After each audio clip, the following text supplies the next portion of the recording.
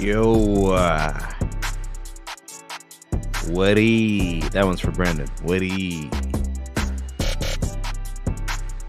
What up, Sneed? What's happening, bruh? What's happening? It's Friday, man. Good to be alive. What up, Friday. Bryant? What's going on, dog?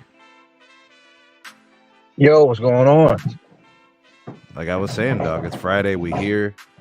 The podcast. We got a few things to discuss. Some residuals from yesterday that we weren't able to get to. You know, all the different angles from earnings season. We're going to do a little bit of cable stuff. We got their earnings. Of course, we could tie back in, you know, stuff that we saw from AT&T, Verizon, and T-Mobile. We got the one story on T-Mobile specifically from readers. And, you know, it highlights the other side of the T-Mobile earnings report. You know, the side that, you know, T-Mobile will try to tuck away probably because it doesn't really, you know, shed a positive light on the situation. Look, man, what I've learned in my 40 years on this planet is people tell you what they want you to know, not what you need to know.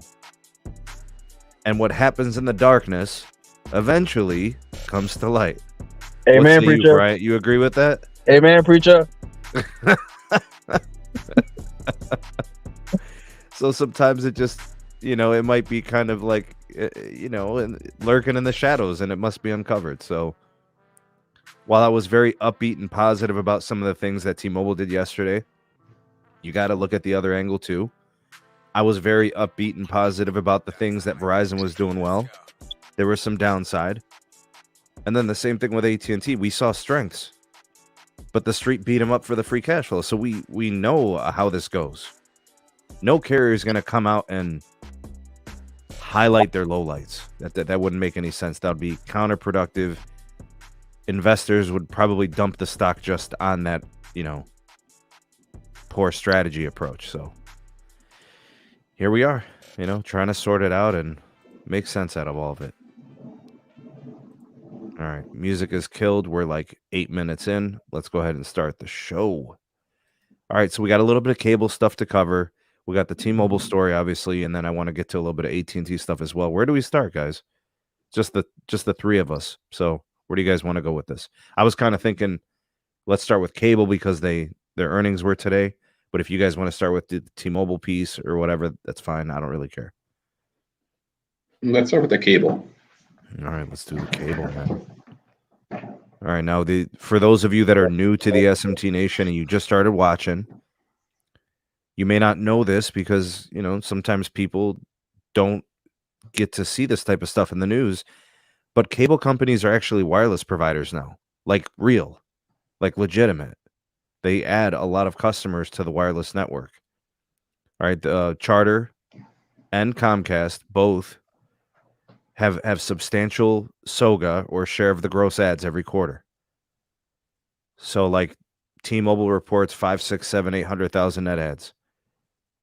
You know, Verizon might have like 100,000 net ads, and AT&T will have 800,000 net ads, and then Big Cable will have like 900,000 net ads, or 1 million net ads. Right, so they're real players, and that's why we follow them. And of course, you guys are also customers of home internet, home broadband, so they matter. You know, we got upgrades that are ongoing. We got the wireless networking piece now. They're going to start building cbrs network, and so we're in tune. We're actively paying attention to what cable is doing. So you get that here with the SMT. All right, story from Light Reading. Charter adds record 686,000 mobile lines. Touts data offload improvements.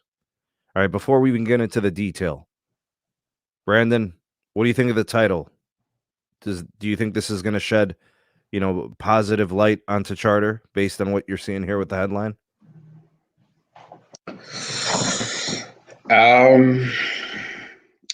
Almost 700,000 mobile lines. I mean, that's actually really good. I mean, considering that they're not in a lot. I mean, they're not in all major markets. Like they're not in Houston. They're not in Chicago. They're not in all parts of Yeah, they're not, and that's a really good number.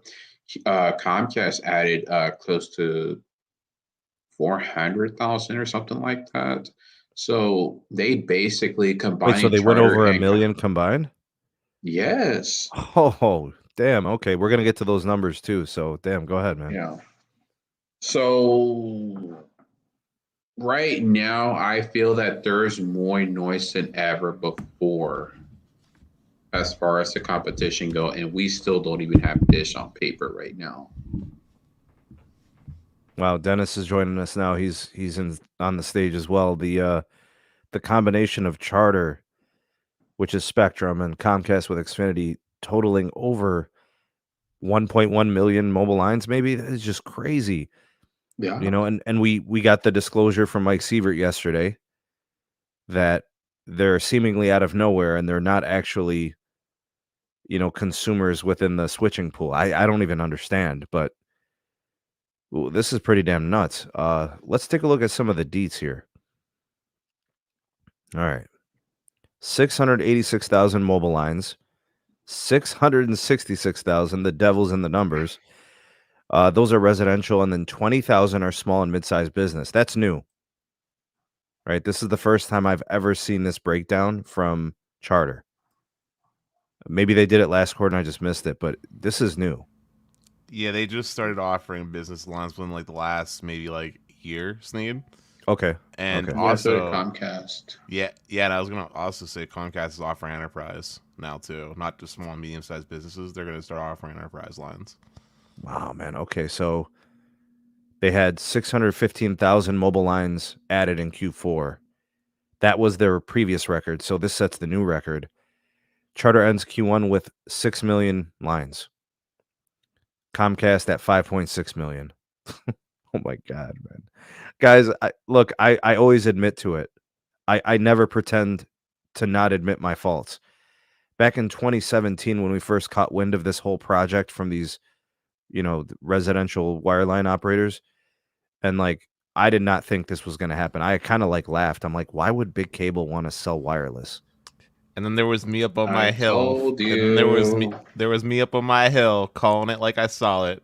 I predicted the future on this one. Yeah, I was dead wrong, and I couldn't make sense at it. I couldn't wrap my mind around it. And then when they first launched, I was like, oh, they actually added some thousands. I was like, okay, keep in mind they got this 600 and something thousand customers because more than half of them are probably because it's a free line with that Spectrum One bundle. So you don't even think they're being used? Honestly, no, I doubt that. Look, Sneed, as you know, I'm always one with a pulse. We always got friends of the show that we have connections with, and I know one person who was working for Comcast that was in sales, and he was telling me how he was literally selling like 80 of these a month, like 80 lines a month. Just the one person. Just the one person, because especially in the earlier days, like Comcast was paying like huge payout bonuses and user incentives and stuff to get, to push these mobile lines, and the only thing that stopped people from selling it is the fact that people just didn't know. People pick these up like hotcakes. Like, they're really popular with like the older community that's on Verizon because they don't need a lot of data. So they're the way they do the data bucket plans specifically is really popular with like the older community because, as you know, Sneed, it's like 1 gig and it's like $15 or whatever. It doesn't matter if you have like 1 or 10 lines on there; it's basically the same price.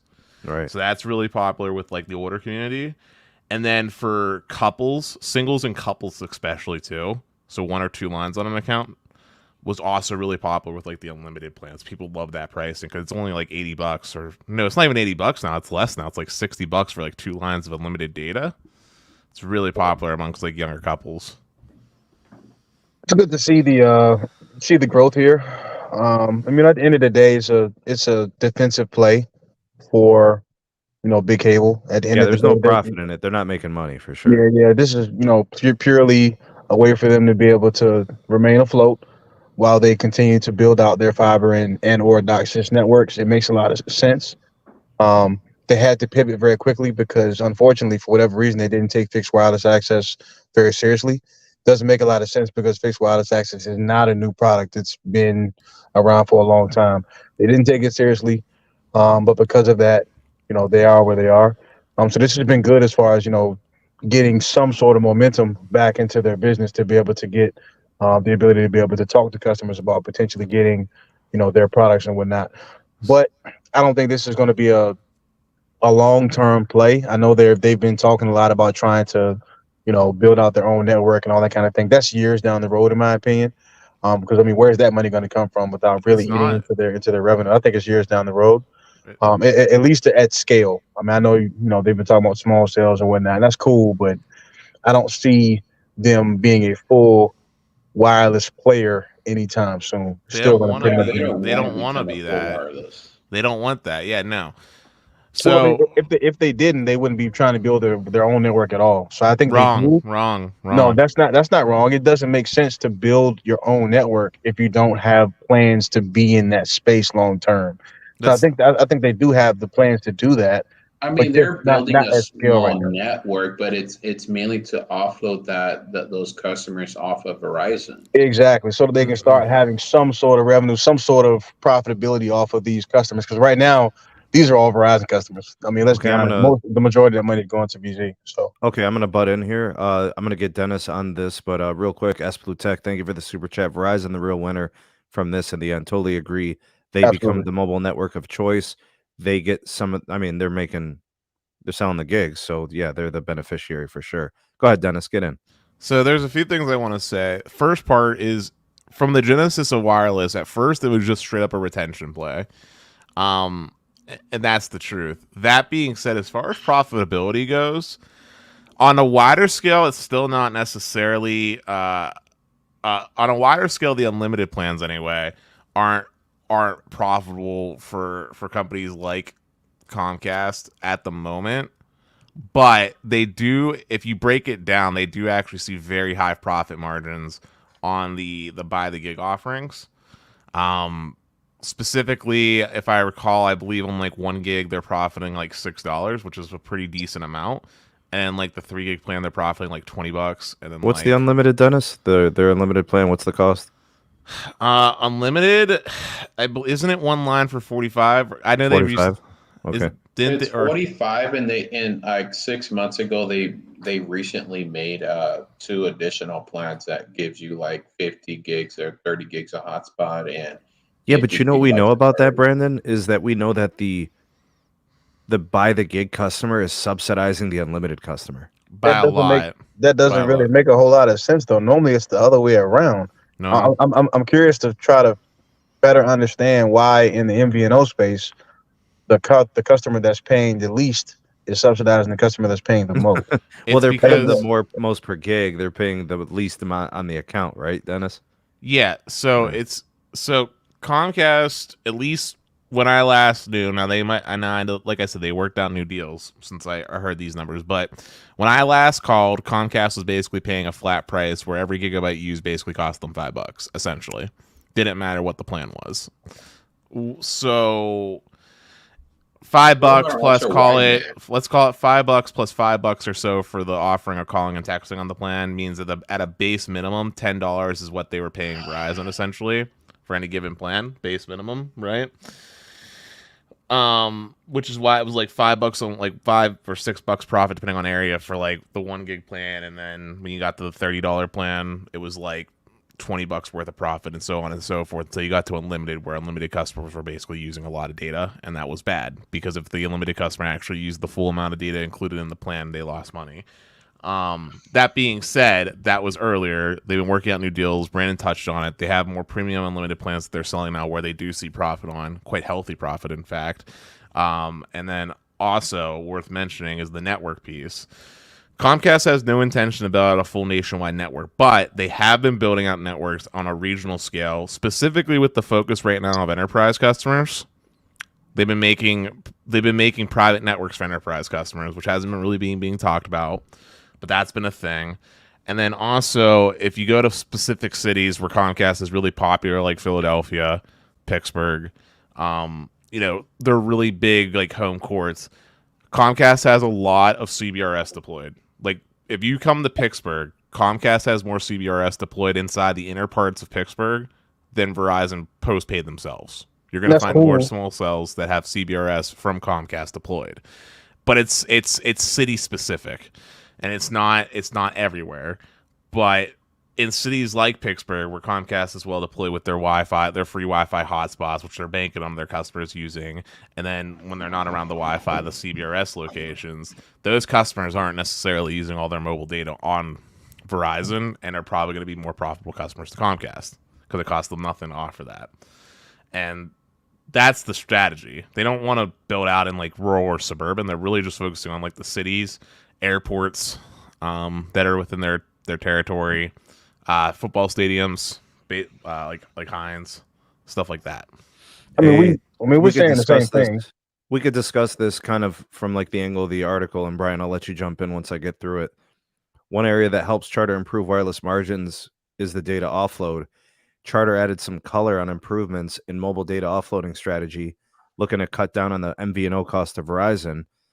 Charter is offloading the bulk of mobile traffic on its evolving Spectrum mobile network that today uses the company's advanced Wi-Fi platform, and later on will also support the CBRS spectrum. Leadership at Charter's residential base says 40% of those customers have support from advanced Wi-Fi, right? So that would be hotspotting from modems and routers.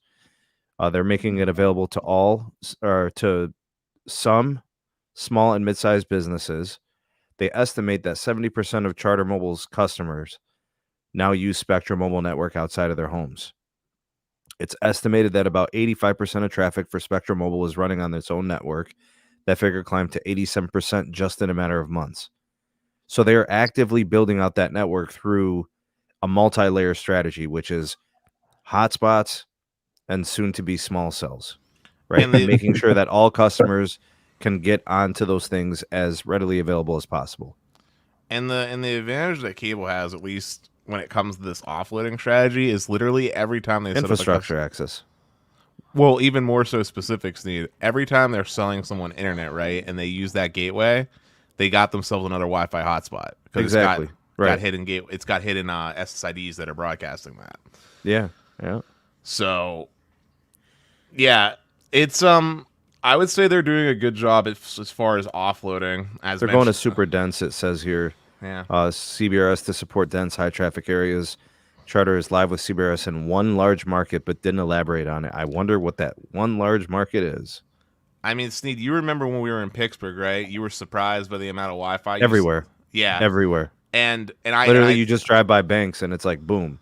And if you remember, I did a test myself where I literally put the phone in Wi-Fi only. But Dennis, don't you think it would be wiser for them to put access points like in parking lots? They have, well, they you sort see what of I'm saying? Like getting sort things kind of outdoors, sort of to they free up one of the barriers of entry. You know, they do. Like if you go to any high school or like middle school, like take Beer Falls High School. Okay, I'm going to use that one as an example.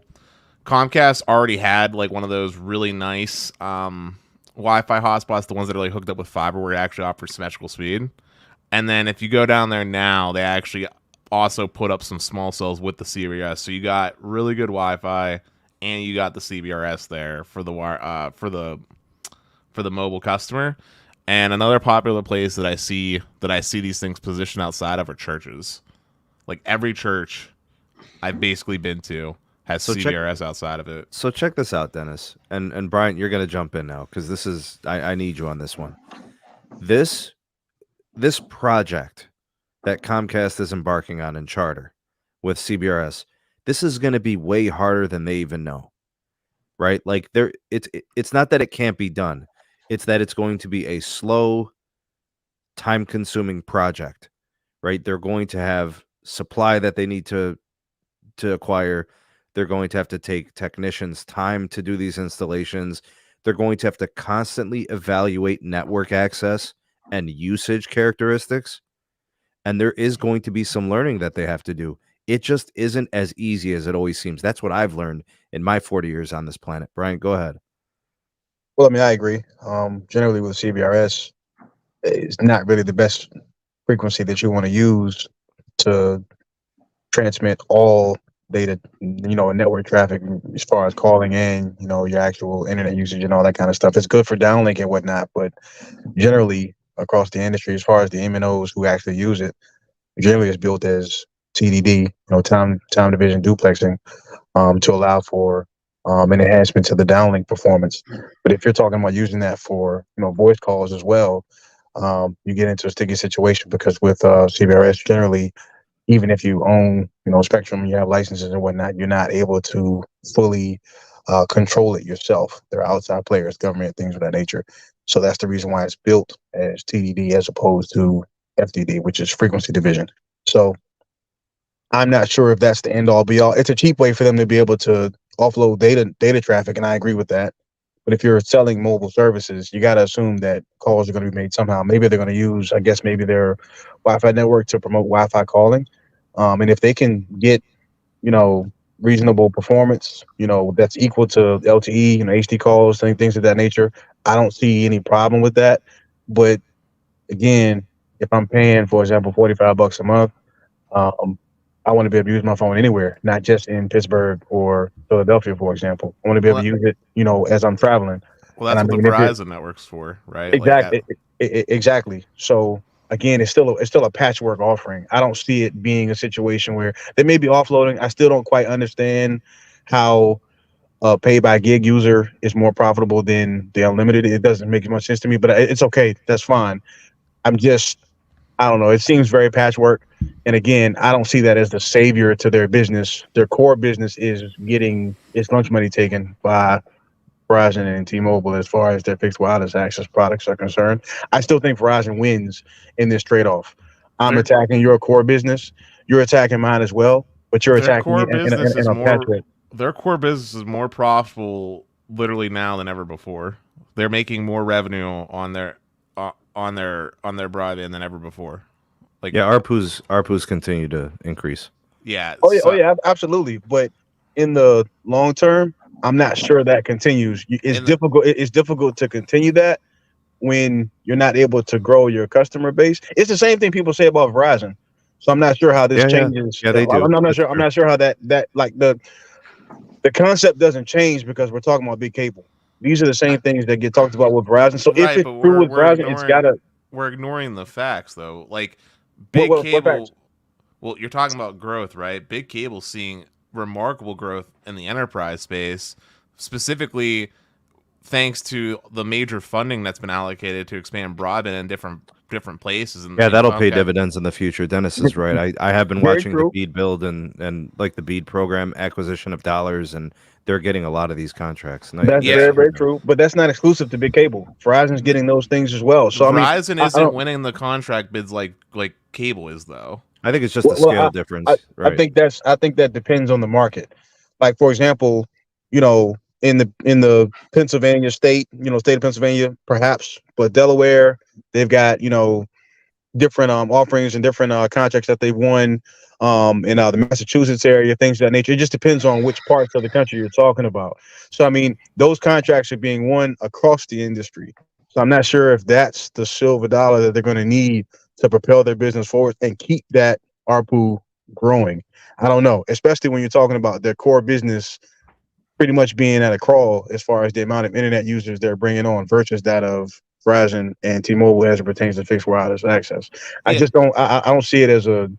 I'm not sure that's going to be something that they can sustain. If it was, then they wouldn't be as concerned about fixed wireless as they are. Yeah, but you're focusing on residential right now, right? Like you're talking about residential. I'm focusing on both residential and business because both of them are growing. Even fixed wireless access on the business side is growing. Verizon has reported that as well, as is T-Mobile. To their credit, they're growing on both sides too. I think it's more formidable than this conversation seems to be, kind of trending towards. But I don't know. Maybe I'm wrong, but I don't think I am. At the end of the day, I think big cable's in a little bit of trouble. But to their point, and to your point also, Dennis, they're doing what they can to fight back, which is good. It's good. Okay, I'm gonna say something.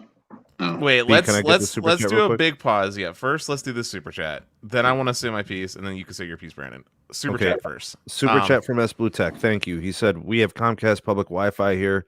Everywhere in the south part of the Bay Area, we don't have spectrum here, so they're building major Wi-Fi hotspots for their customers there. So when the customers are using their mobile service through Comcast on the Xfinity service, they're probably handing off site to site on their public Wi-Fi. So that's a win for them. Go ahead, Dennis. Get to your thing, and then B will get cable. Just to be clear, Wi-Fi. If you're with any of the cable MVNOs, it doesn't matter. It doesn't matter because who you're specifically with, because you can use anybody's Wi-Fi hotspots. So just to clarify that really quickly. But anyway, going back to the growth question here. Look, the numbers don't lie. Comcast and Spectrum are the big winners of these government bids, and I talked about this about 2 years ago, and I talked about how there was a refocus at Comcast, and you saw it in their marketing, and you saw it in some of the leaked internal documents, that Comcast's big focus going forward has nothing to do with the residential customer. Like, these mid-splits and DOCSIS 4 upgrades, yeah, they're beneficial to like the residential consumer base, but that's not the main motivation behind like why these upgrades are happening like at all. The big upgrade here is that, and Sneed, I know you're gonna laugh when I say this, but in areas where DOCSIS 4 upgrades occur, the coax can be basically also utilized, or these upgraded nodes can essentially, that can just go straight to fiber if need be, can be utilized as backhaul for small cells. And so even if Comcast loses an internet customer to, say, a fixed wireless provider of some sort, right? Comcast 9 times out of 10 in the areas where they're losing those customers is already the backhaul provider, and it means that the MNO, like a T-Mobile, is going to end up paying them that money anyway in the form of the backhaul costs. That only applies to T-Mobile though, because it doesn't apply to Verizon. Verizon carries their own traffic end to end, so that doesn't apply to them. No, Not I promise everywhere. Of course it's not. Okay, guys, I'm sorry. Let me be more specific. I agree and I understand and I acknowledge it doesn't happen everywhere, but the number of places where Verizon doesn't carry their traffic are decreasing by the day. 50% of the network, right? Yeah, man. Like, they've already addressed that, and they're addressing that daily. So I understand it's not ignoring the specific wording that I just used, which is I said specifically in the places where Comcast is losing subscribers, they are the backhaul provider because they are the ones that are the incumbent. You know, you're talking. I agree, but I was just saying for now that's the case. I know with Verizon, they're already taking steps to address that via the programs that they've launched. Now, I agree with you as far as T-Mobile. They don't own any fiber, so you're absolutely right. But what you're saying, it may apply to Verizon in the short term, but not in the long term. They've already addressed that. They've already stated their goal is to carry their own traffic across their network, and they're over 50% at this time. Both companies are trying to reduce their reliance on the others. You know, whether it's infrastructure or it's wireless networking. Absolutely. B, did you want to jump in, B? Okay, so one of the things that you were saying earlier, you're saying that you think that it's possibly going to be hard for them to build out their CBS network and stuff like that. But a lot of the customers, most of the time, not most of the time, but I would say probably 30 to 40% of the time are probably connected to these hotspots because they're everywhere. Sometimes when I go to malls, parks, etc., there's always an Xfinity Wi-Fi hotspot. Sometimes when I go into a Spectrum market, they're everywhere as well. And what happens when a customer leaves Spectrum? Well, I mean, if like for example, let's say I give my cousin Xfinity line and they live in SoCal, Los Angeles, that Comcast is probably going to hate me because they're always going to be on the Verizon network and not on the Spectrum network. Yeah, but they're not going to change their policies. I'm saying the actual customer that lives in the actual Spectrum market or Xfinity market are probably always going to be using those hotspots or CBRS wherever they're available.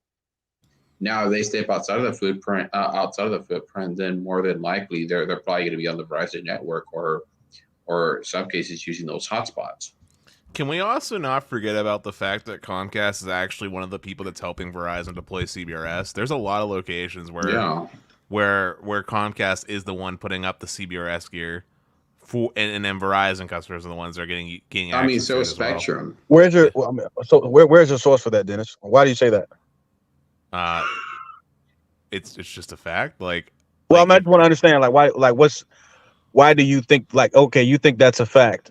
What makes you feel that way? Like, can you share with me, like, your sourcing? Like, what do you mean? I mean, they actually own that spectrum, Bryant. Oh, so you're talking about spectrum licenses. So, You're not so talking you're about saying, the. I You're not guess, talking about the infrastructure. yeah. So You're not you're talking saying about the RAN. You're not talking about the equipment. no, yeah. So There's so places there. where Verizon has purchased. So in places Licenses, where okay. Comcast didn't deploy their network, Verizon purchased the licenses to be able to deploy the CBRS there. So is it like a Or not sublease situation, purchase, or but like I mean, leasing. Yeah, okay. leasing. So leasing that particular spectrum usage in particular markets. Correct. Okay, that's cool. That's a good trade off. All right.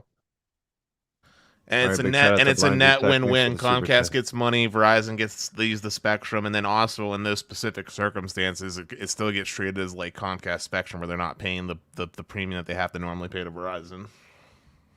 Big shout out to And Blind then- Tech. Appreciate the super chat. He said, "Cable have shackles on their feet. Indeed, there are shackles involved, sir." Absolutely. And I mean, then going back still to say- earlier conversation, Comcast doesn't care about calling. All they care about is the data. That's all they care about. Because for calling, Bryant, they're paying the same like $5 or $6 to Verizon, regardless of where the call gets transput over.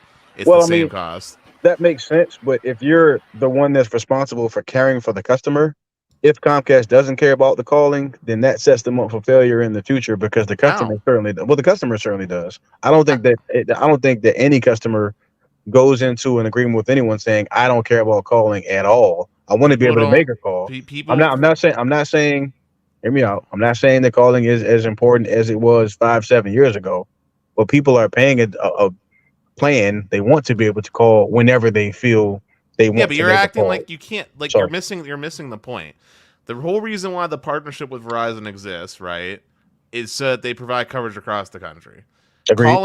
Calling can go over the Verizon network. Comcast doesn't care. All they care about is where the data goes over, because that's what costs Comcast money. That's all they care about. So you're saying they're getting free access to calling from Verizon, but they're not paying for data. So I'm saying they're paying.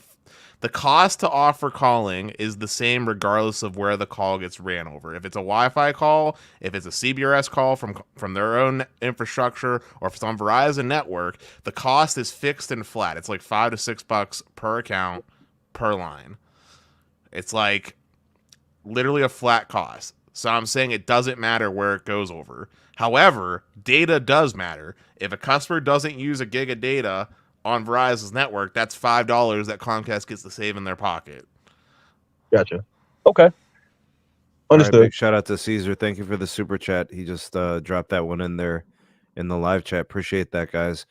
Before I do this next part to this whole cable piece, we're going to cover this story, and it's going to be kind of the pivot. We're going to stick with big cable. We're going to talk Comcast. We just did the Charter Spectrum piece. But first, before I do that, I just want to let you guys know, if you appreciate the channel, you enjoy the content, you've been consuming it, you've enjoyed it, you could support your creators directly with the Real SMT Buy Me a Coffee link. Link will be in the description. And if you're looking for a really good deal on wireless service, don't want to break the bank, looking for value, excellent customer care, we've partnered with Mint Mobile. Our wireless partner can get you a great deal on wireless. In fact, they just upgraded all their plans. The 5 gig used to be a 4 gig. The 15 gig used to be a 10 gig, and the 20 gig used to be I think that's the one that used to be 15. So they upgraded all their plans, but kept pricing the same. This is why I stand with my partner, Mint Mobile, because they are giving customers more at a time where a lot of these companies are giving them less, or in order to keep the same, they're charging you more, right? So they're kind of moving in a different way, and that's why we like to partner with companies like this. All right, the partnership with Mint Mobile is strong as it's ever been, and we're proud to be partnered with them. All right, link for Mint Mobile will be in the description as well. All right, so let's do the Comcast piece. All right, to Comcast Bograda, adds... real quick. Go ahead. FaceTime's considered data, not a regular call. So things like WhatsApp, Facebook Messenger. IP stuff? Yeah. Yeah, that's all considered data. Yeah. All right, Comcast adds 5,000 broadband subs in Q1, but warns of rocky road ahead. Bryant, maybe you were onto something, sir. I'm not stupid, but it's what it is. I know people like to say otherwise. It is what it All is. right, let's see what this story is about. What's the rocky part? We have revenues at 29.7 billion. While that seems like a lot of money, because it is, it's down 4.3% year over year. It says that Comcast net income went up 8% to 3.8 billion. Broadband revenues 6.3 billion, increased almost 5%. They gained 5,000 broadband customers in the quarter, a sharp decline from 264,000 added year ago period. That, my friends, is the impact of fixed wireless. That is a swift and heavy blow. And To like I go from said, plus 264 to 5,000, that's like getting kicked in the nuts, dude. Wow, that is oh man, crazy. I tell you, it's a whole lot more formidable of a product than I think a lot of people are lending their ear to. Yeah, but we're not I mean, keeping the same energy right now about Comcast. If we're talking about home internet, Comcast is the Verizon of home internet, and by that I I don't. mean they were already the largest Wait, incumbent. according to who? They were already the incumbent. They had in their territories. You know what the penetration rate for Comcast was? Is it over right? 40%? Correct. It was Wow. over 40%, dude.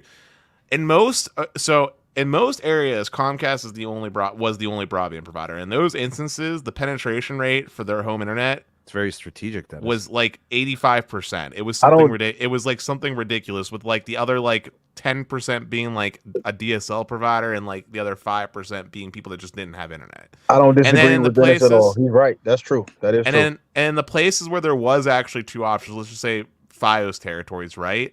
Even in FiOS territories, Sneed, Comcast penetration is over it's at 60% or more.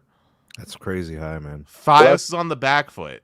So like they were already the incumbent. Like the growth potential for these areas where they've existed was very small. Yeah, but right? Dennis, how do you go from 264 to 5? Well, Because the they reason have we saw competition. They have greater competition now.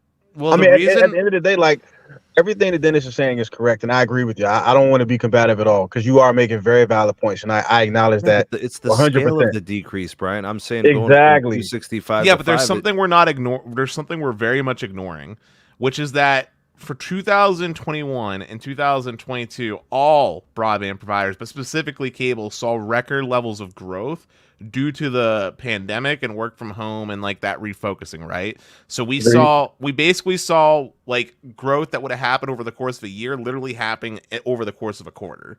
So we saw all these net new ads, right? But here's the thing. Unlike fixed wireless, Comcast can't just expand into a new market. So all those numbers that they got, we're going to basically make it so that in the future. Okay, so then this is about fixed wireless. Yes, it is. But yes, it is, and it's hard to. I don't understand how anybody could. Yeah, like how could anybody dispute that?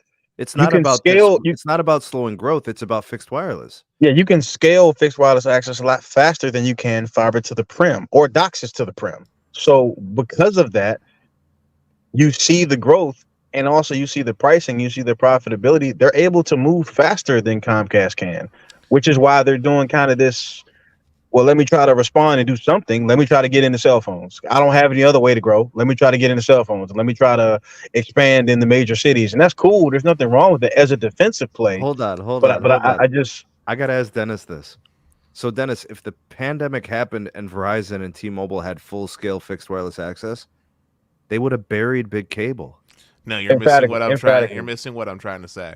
What I'm trying to explain here is that all of the potential people, all the potential like organic native customers that wanted internet, right, already have the Comcast internet. They got it already, right? So now, if you want actual growth to occur, there's only a very small portion of people that you can either get from a competitor, like in a market, let's just say like the FiOS market, right, where you're at 60%, you got to push the 70 or 80%. So that could happen, but it's unlikely. It's usually kind of like an even trade in these markets. It's kind of where it's stabilized. It's stabilized. I know. But I gotta ask you, why doesn't Big Cable Report churn? Because they don't churn as high. Let me finish. Can I finish my piece, ahead, please? Dennis. Go ahead. And then as far as the other aspect, right, as far as getting a new pool of customers, that takes time. Right. We know for a fact that Comcast and Spectrum are still expanding. Spectrum specifically is consolidating some of their older markets where they had acquired like places like Time Warner and upgrading those and building out the different homes in the zip code.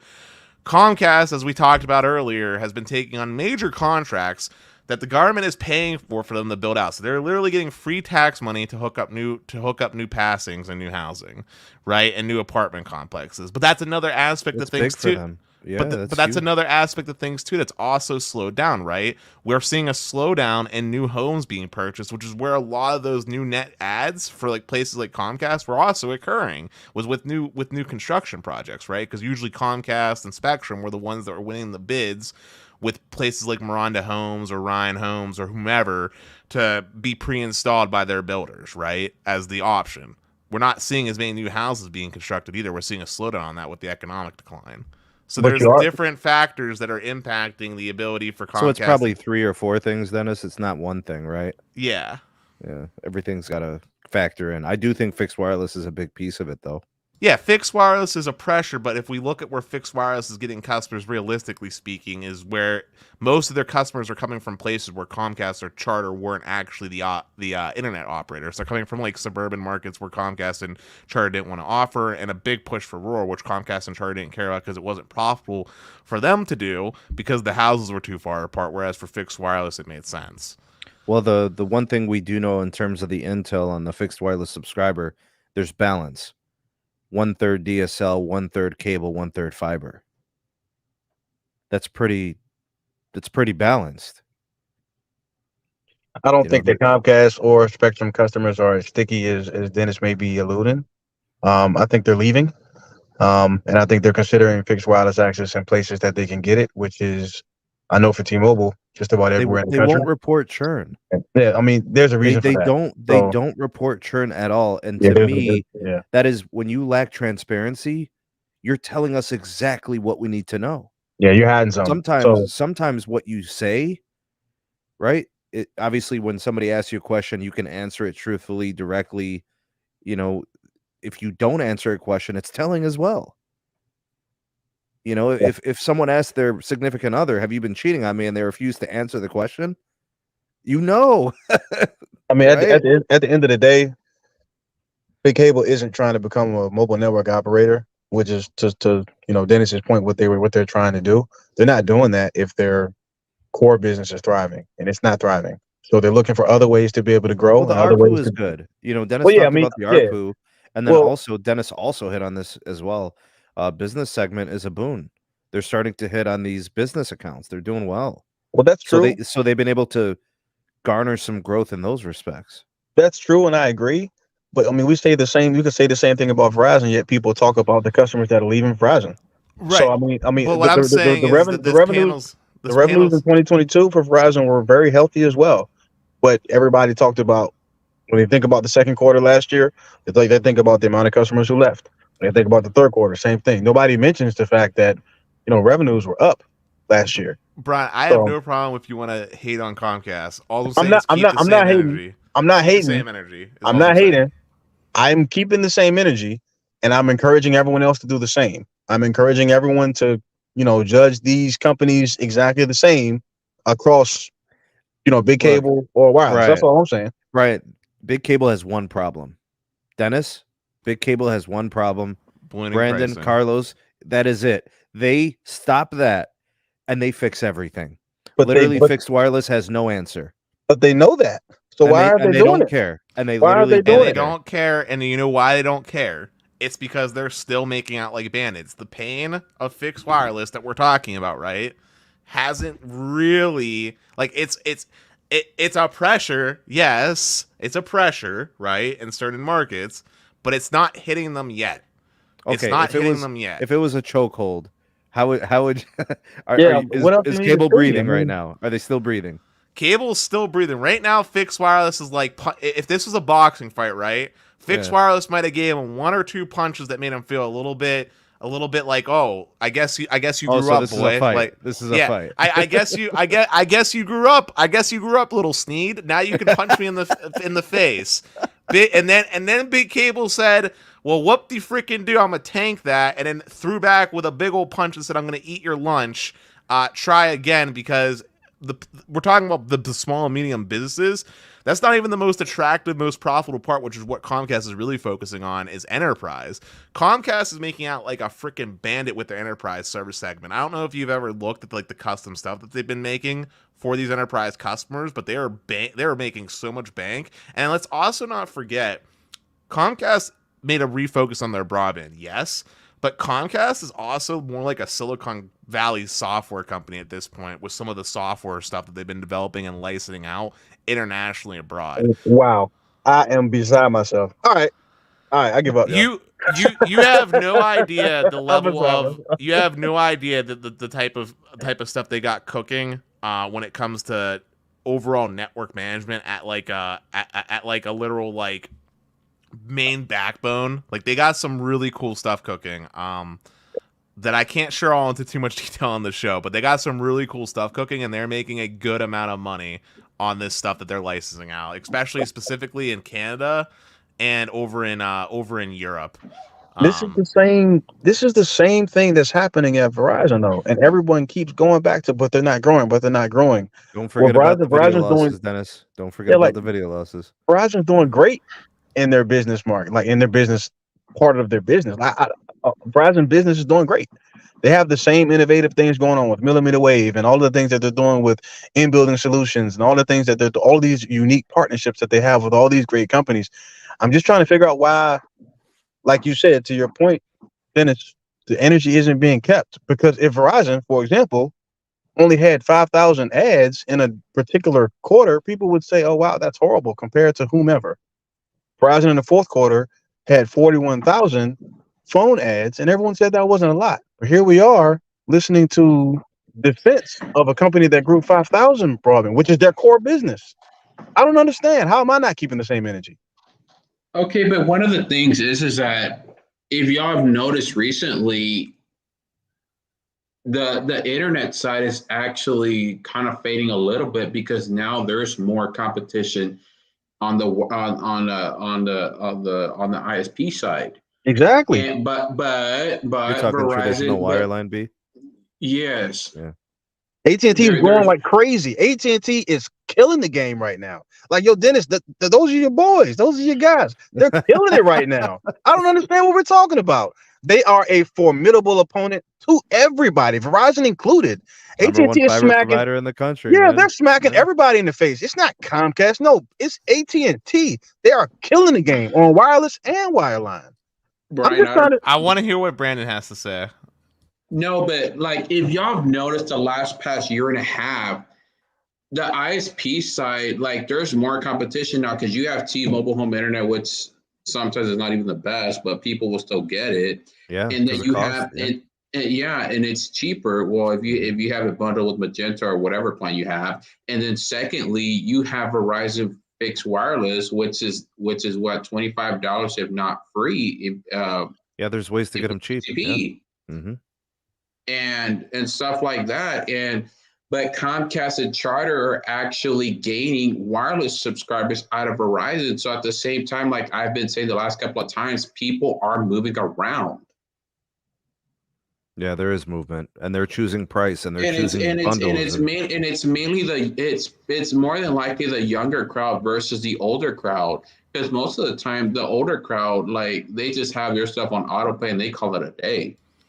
Yeah, there's definitely more competition than there used to be. That's why I was saying before, big cable's customers are not as sticky as they used to be. There's competition, and it's the same thing for Fios, but AT&T is growing at a rapid pace. They're doing really well. About Internet Air, where they got the DSL replacement. That's a new thing. Yep, they're starting to do fixed wireless access as well, which was only a matter of time. They've always wanted to do it. They just were concerned about spectrum, restrictions and whatnot. But yeah, AT&T's hitting on all cylinders as well. Verizon's trying to do their thing. T-Mobile's trying to do their thing in the wireline space. There's more competition than there ever has been. The magic number seems to be $50-$60, right? And even the wireline ISPs find themselves in that area for the entry-level plans. Yep. It's $50-$60, Sneed, but at the same time, more than likely, you're getting a bundle out of it. Agreed. Sure. Yeah. But I mean, it's still cheaper than it was before. It's not $80-$90 anymore. Now it's $60, and that's because of fixed wireless. So let's touch on that bundle real quick.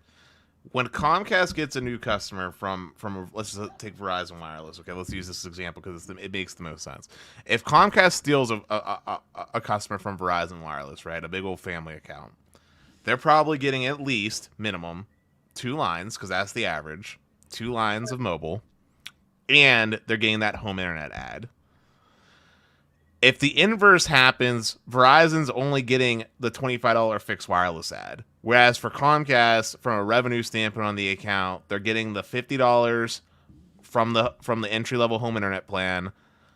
And then let's assume they did the free line deal. They're still getting an additional $40 from the second unlimited line from the Duo. Comcast is still the one that's making out from a net revenue standpoint and a net acquisition standpoint, because it's harder to convert the wireless part of the customer than it is to convert the home broadband aspect. But that's their core business. So if they're losing that, they're making more money off of home broadband than they are of the wireless. But customers. Now they have it. They're sticky now. It's harder to switch the mobile customer because when the customer is switching, remember, this isn't like at your typical MVNO. Comcast does actual phone financing. What do they do after the year? They raised the pricing, but they got you on the phone financing, Sneed. They got you on the phone financing. Because Comcast does the 2-year phone financing. That's how they're keeping you sticky. Once they got you on mobile, you're not leaving for 2 years. And people are typically buying the phone out from Comcast. Cable, or are they bringing their phones with them? No, they're financing through cable. You've seen it before. Comcast regularly does deals where you port in a phone number. Yeah, they do. What I was asking though is is that the majority of customers they're financing like iPhones through the cable? Correct. Okay. Yes. Okay. So they got you for 2 years, and after year 1, the price balloons. So their profits are insane on that second year. Their profits are insane. You're paying the full price now for the phone. Well, you're not paying the full price on the phone. You're still getting the credits, but you're paying the full price on the actual phone lines. So like the mobile might go from like $45 now to being like $90 or whatever that price point is, right? And if you did one of the entry-level plans where it only had the 1-year price lock, which is also very common, the home internet also goes up from being like $50 to like $70. So their revenue on that second year is high. That's if customers stay though, because I mean, they are. Everybody offers. Everybody offers to buy you out now. Like everybody offers to buy you out. Exactly. T-Mobile literally just said we're attacking AT&T and cable too. Yeah, I mean, even Verizon offers that. I mean, everybody has some sort of buyouts. We'll pay $500 to pay you out. I mean, I don't think that's as sticky as what you may be trying to say. I really don't. I'm saying they're sticky for 2 years. Even if you cancel the home internet, Comcast still wins because now you lose the wireless discounting. You're paying the full price in the line. I think it adds an additional $30 per line. Yeah, they ain't taking no L's. There's no losses. Yeah, there's no I'm saying once they have you, there's no losses for Comcast. It's hard if you're leaving them, you're paying for it. Mm-hmm. I don't think the customer necessarily is paying. Verizon or AT&T or whomever may pay for it because again, they're offering to buy you out. So that may be a lump sum that big cable is able to to take in, but the customer isn't necessarily paying that stuff. So I don't think that's going to keep them at all. But if the pricing balloons after a year, I think people will leave. They're already doing it. That's been the business model for big cable for a long time. Brian, another thing is that Comcast no longer does 1-year contracts. They actually are doing sometimes in some areas they're doing 2-year pricing without a contract. Right, but that's not on the. So there's 2 parts I want to say. One, let's clarify. Comcast doesn't do contracts; they just do promos. Let's clarify that to make sure we're on the same page. True. The second thing I want to clarify with these promos is that the 2-year promos, right, typically are just for like the internet piece of the price, and typically it's not the absolute cheapest one. Usually the most cheapest one Comcast offers, like when you see the flyers for like $25 internet, it's like a 1-year like deal, right? Let's be clear on that. And then the same thing for the mobile piece for the free line. It's always like a 1-year promo. It's never the 2. So there are still going to be price increases when that happens. Obviously, what ends up happening afterwards is the customer calls in, and then Comcast does their shenanigans and rebundles you into the more expensive package. So regardless, across the board, Comcast is seeing an increase of revenue if they get you for the internet and the mobile, and you're banking on getting like this like free line. Like it's not like T-Mobile where they're giving you free lines just for the lulz, right? At some point, you're paying for that during that promo period, and they're upfront about mentioning it, right? It's on the consent thing, but like. I'm just saying that Comcast is coming out with lots of revenue Right now, their setup right now is working. They're still getting customers. They're getting more revenue than ever before. And I don't know, man. I'm not hear you on the revenue piece. You are right about that. It's impossible to dispute that. You're right. Their revenue is definitely growing. I'm just I saying just they're don't know not about. seeing the pressure to change it. Like, it hasn't gotten to the point where they need to change it. The fact that they got rid of contracts is already a big change. But they're not seeing any more additional pressures that they need to change what they're doing right now. They basically just redone the poison, redone the quote unquote contract in the form of the phone financing. That's the new way that they're hooking you. I understand your logic. I don't necessarily agree, but I do. I at least understand what you're saying does make sense. I just don't think that they would be entering into a new business space if the competitive pressure wasn't there for them to find a way to still continue to grow and continue to be able to, of course, grow the profitability and whatnot as well. They wouldn't be doing that if they didn't need to. So, but I do understand what you're saying. Also, Tech Guy mentioned another point. Carriers that do the buyouts, the customer still has to upfront pay for the costs, which most customers can't do.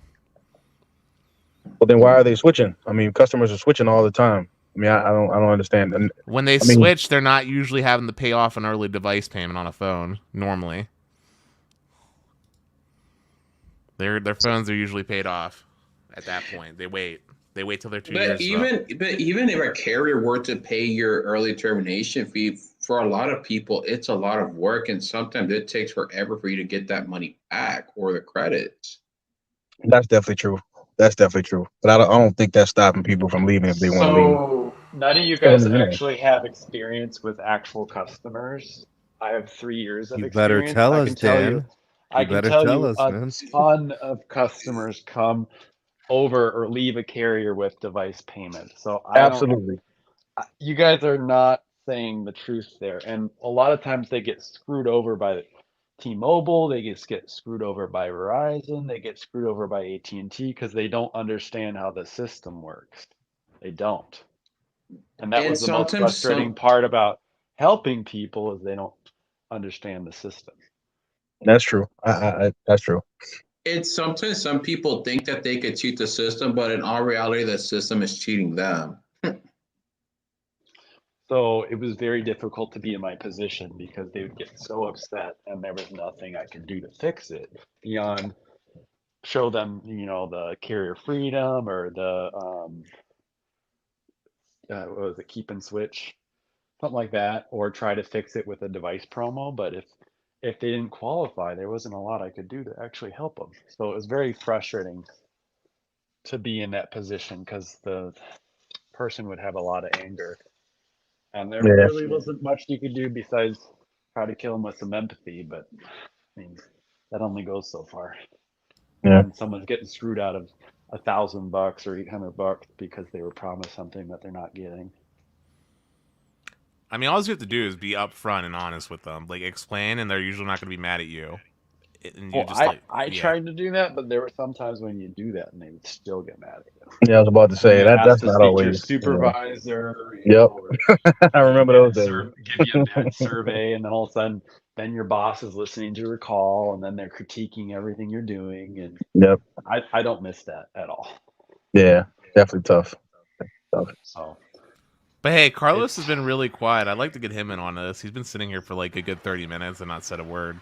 Yeah, Los, and everybody's been asking you to chime in. Don't want to interrupt, bro. Don't want to interrupt. We want to hear We're your ready for you, perspective, dog. Los. Yeah. What up? I don't even know, bro. Honestly, bro, I wasn't even paying attention. I was just making sure nobody was talking before I talk. Gotcha. I'm gonna keep it real. Well, look, I'd love to hear your thoughts on what you think. Let's put it with a beginner question. What are your thoughts on the current state of Cabletown? I know you don't have love for Cox, but think of Comcast as an example. Like, what do you think the health of their business is? It's gonna get crushed, bro, by fixed wireless. Unfortunately, as much as I hate to say it, facts are facts. Eventually, people are tired of the same option. They're tired of being stuck with something that can balloon. The price can balloon at any moment, and that's where fixed wireless wins. That's where other options win. I would rather have a WISP system, bro. Like go through a wireless WISP company, bro, that I know my price will fix. You say that, but you have Verizon Wireless for over 20 years, right? Your price ballooned on that old Grandfather Unlimited plan, no? that's my choice by staying on it, right? Right. It was Current pricing, I wouldn't. It was Right. $6, not $60. I mean, the Yeah. balloons in big cable are not what Verizon just did. Bro, $6 versus prices- How $60. much do you pay on Prices that at big Verizon cable plan? will double, dog. How much do you Yeah, pay on like, that come Verizon on. plan, Pete? Carlos? $396. $396. Yeah, I got 13 lines, 2 hotspots. a 13 tablet. lines, 13 lines, 2 hotspots. Come on, what are we talking about? Then it's just 13 lines. It's a I'm huge talking about the account. price, $396, right? And I'm talking about the size of the 396. plan. It's just like, look at all the different devices that you Okay, have. and let's talk That's about a the lot. size of the internet you're getting from Comcast, right? You're getting 400, 800, a gigabit worth of bandwidth. And what's the uplink? But That's not symmetrical. That's the reason why they're 40. losing. And then you got a balloon price to not even have symmetrical. Yeah, You the might as blue well pricing try out is the fixed problem. wireless. the only Dennis, problem, Come bro, on, come on, Dennis. Like, be honest with us, right? Like, come on, man. the only problem I seen, bro, at the end of the day is just I went through the whole practices with Cox, bro, and they said it would be fixed pricing, and then out of nowhere it went up $20. Then out of nowhere, oh, I got $50 in overages, bro, because I didn't know I had this. Like, I got tired of that, bro. It was always something, bro. It was always something, and then outages all the time, bro. That's just crazy, bro. I'm gonna sit here. You're telling me I'm gonna pay $50 for on fiber. I'm talking about fiber, not DOCSIS, and I'm gonna have to pay $50 to have unlimited data extra on top of $99. Like, nah, bro. I'm good.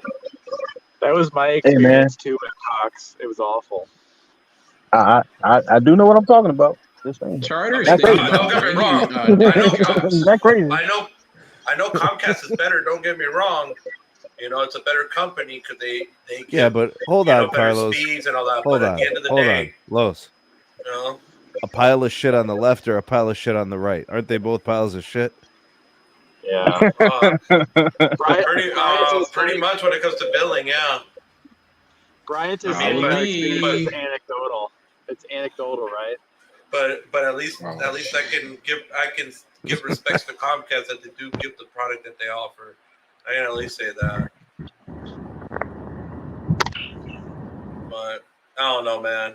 Are we ever good. going to see big cable innovate in pricing and actually like No. make customers happy? They'll just go with the flow. Dennis, do you think they'll ever fix that problem, the promotional? Yes, the TLDR. I don't think they're gonna. So let's frame this. We're calling it a problem because we're the ones that experience, but the promos aren't a problem because they work. That's the problem. You want Comcast to fix the promo problem? Dennis, You got to come stop on, having man. people switch to.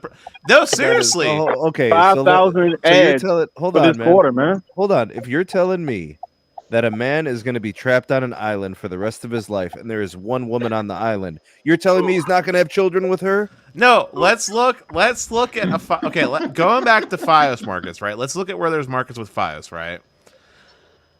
There's two choices. You got FiOS who, for all intents and purposes, doesn't quote unquote do promos, right? I mean, they technically do, but they don't really, right? Yes, they do. Right. Yes, they do.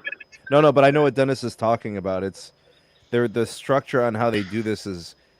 I know what he means because I saw the way that Dennis's has been priced. Tell him, Dennis, how your pricing works. Yeah, so so if you were a new customer buying FiOS today, right? With the exception of certain places where they're doing like new builds, it's like $90 for a gig. Okay, that's just what it is. Now, sometimes they'll do like little get an extra $10 off for 2 years when you order online or whatever, or get this like Visa card or whatever, or get like these types of things. But it's not like the kind of promos where it's like what like Comcast does, where it's like super low, like $25 and then jumps up to like 90, right? It's usually like little small things, right? But here's the thing though, if you look at like the net ads and like in places where both options are available, Comcast is the one that 7 out of 10 homes are picking. You can literally walk by the homes, look at the outside box and see Xfinity Gateway, Xfinity Gateway, Xfinity Gateway, Xfinity Gateway, 1 ONT from FiOS, right? Like How much is that because of the availability of FiOS? this is places where they're both available. Like my HOA, for example, has both available, ready to go, ready to rip. You chose Fios, right? I have Fios because I wanted fiber. I actually had both for a long time. Yeah. And people remember it was because I had 6 months of testicular pain. Anyway, I do you remember what my early Fios was like, Sneed? Yes, I remember. All right, but I have Fios. But if you look at the next, and then the fiber gods shined on you, Dennis. oh, it only took more money spent. But anyway, if you look at the size of houses, right? I'm the only house that has Fios for the next 19 straight down in a row. That's I'm the because only they don't know about SMT, bro. Bro, they know about Fios. I'm their freaking neighbor. They see me at the mailbox, and I'm talking about how fiber is a gold standard. Okay, all I talk about is give a damn. They don't even no, care. no. You know what they say? They're like, I tried Fios. They fucking suck.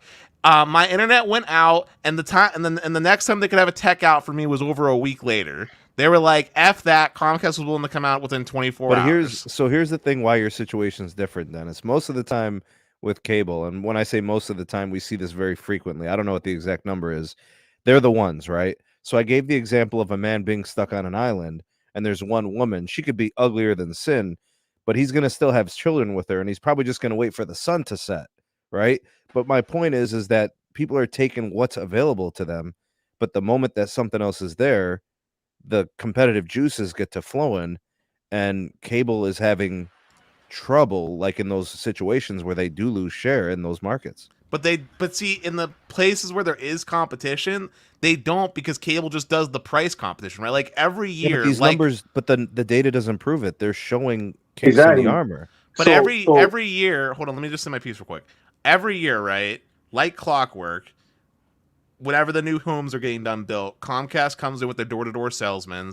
They go beating down the doors with their super aggressive promos that are like specific to like these addresses, right? They're like, hey, we'll sign you up with a 3-year price lock for gigabit at $50, right? And Verizon Fios, because they know their everyday pricing BS doesn't work, right, also comes in with their special little things like, hey, we'll sign you up with a $500 Visa prepaid card and $20 off for 2 years if you sign up for Fios. And they whip out their door-to-door people, or they'll call you, right? Or they send out the flyers and they bombard your flyers for your new house, right? So you're talking about how promos are a problem for Comcast, but promos are what people end up doing, right? They don't think in the long term. They're picking the cheaper option. They're taking advantage of the promos, right? Otherwise, Verizon and Comcast wouldn't do it, right? They would just say, hey, our everyday price is $80, take it or leave it, or whatever the thing, or 50 meg for $50. Okay, that's more reasonable, right? No, it's 100 meg now. 100 meg for $50, right? Like that's their cheapest plan without a promo. They'd be like, yeah, this is what it is. Don't worry about a price hike. It's just that price, right? If that's what people really wanted, they would do it. But that's not what people take. They take the promos, right? Otherwise, they wouldn't do it. So here's my retort. Q1 2023, Comcast, 5,000 broadband ads. Verizon Fios, Q1 2023, 67,000. So I don't think what you're saying is really holding water based on the data. Like they're out competing and out earning, and they're not even available in as many places as Comcast is. They're only available in 9 states. 67,000, 5,000. 67, 5. What are we talking about? Hey, big this shout out to... This is about my comment about how in my community, like literally like 8 out of 10 homes has Comcast and like only 2 has Fios. And I feel you. And in Pittsburgh, that may be the case. Like Pittsburgh. I get it. I understand and I acknowledge that. But in the 9 states that Verizon Fios is available, 67,000, 5,000, 67 and 5. Like that's what the article says. That's not what I said. And that's what Verizon reported. That's not Bryant talking. That's just what the information says.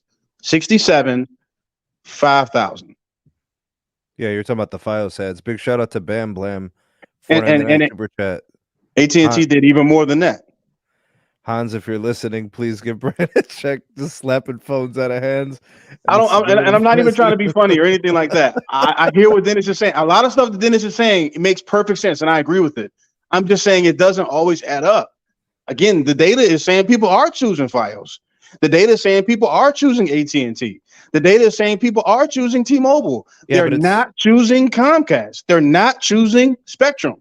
And right now, the growth engine for big cable is wireless, and they're having to share that revenue with Verizon at this time. Actually, what we're seeing is they're picking spots. Like Dennis is citing a market where they compete in pricing and they take their share. And then we're also seeing markets where it's the other way around and fixed wireless is taking share.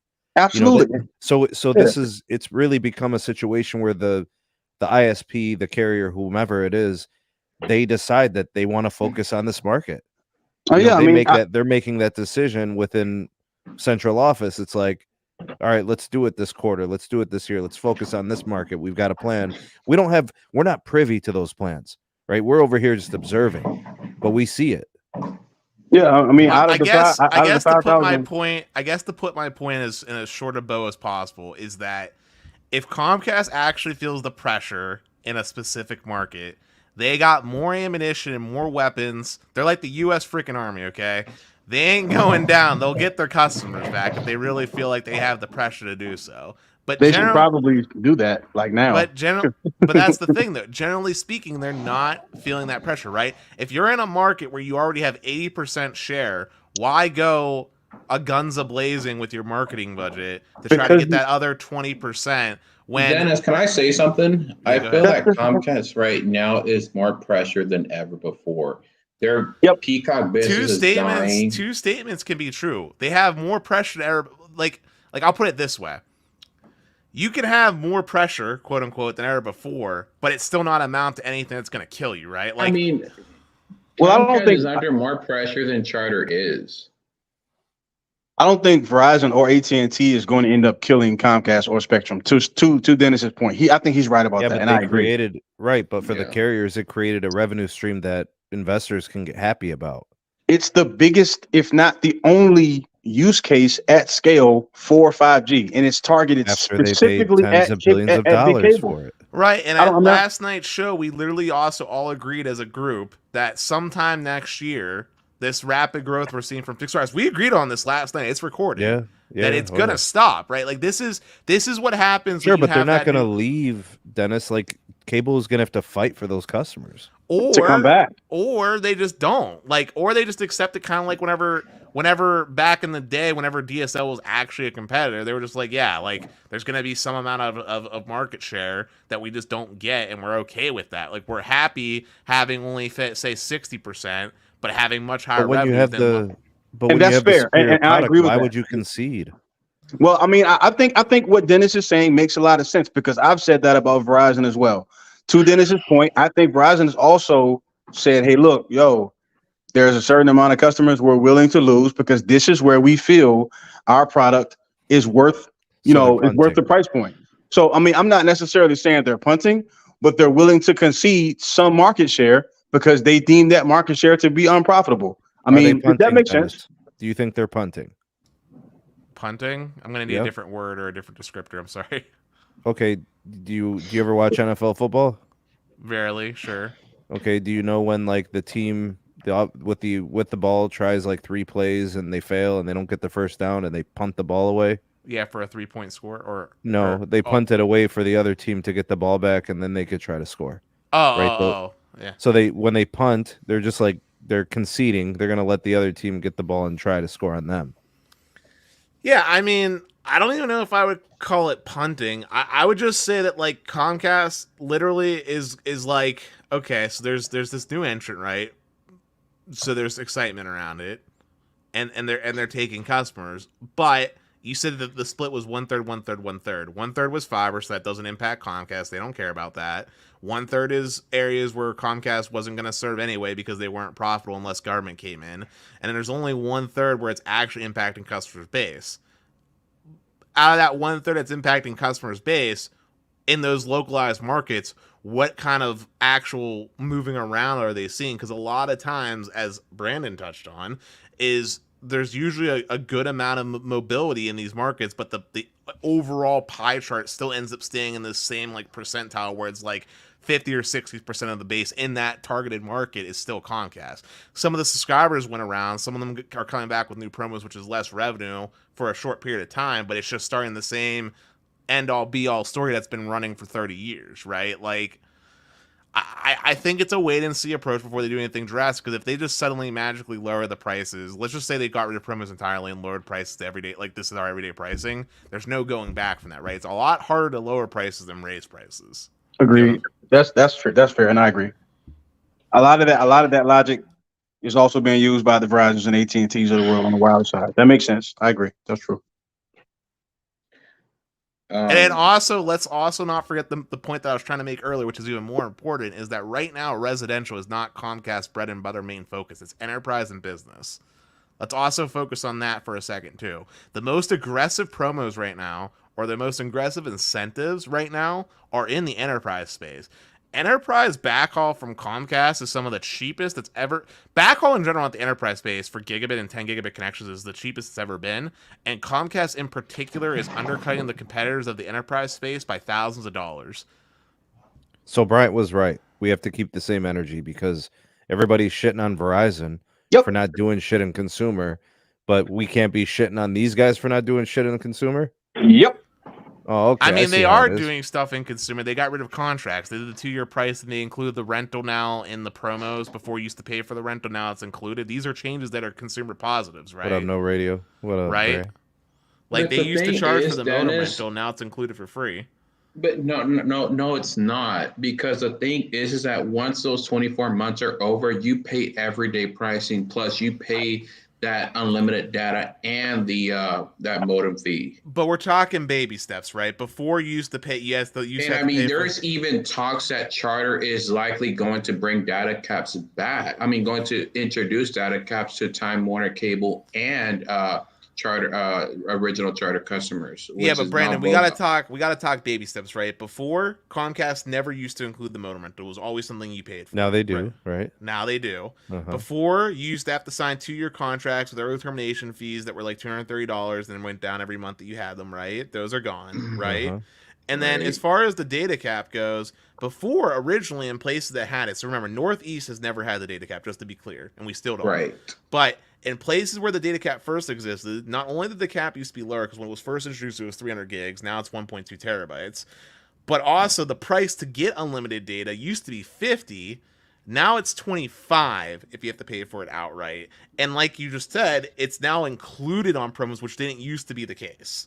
So man, you gotta love fixed wireless, bro. You really do. But you know what, I'm just saying, I can't even, like, right now I'm on a good promotion that if I were to get new customer promotion, I would end up paying more.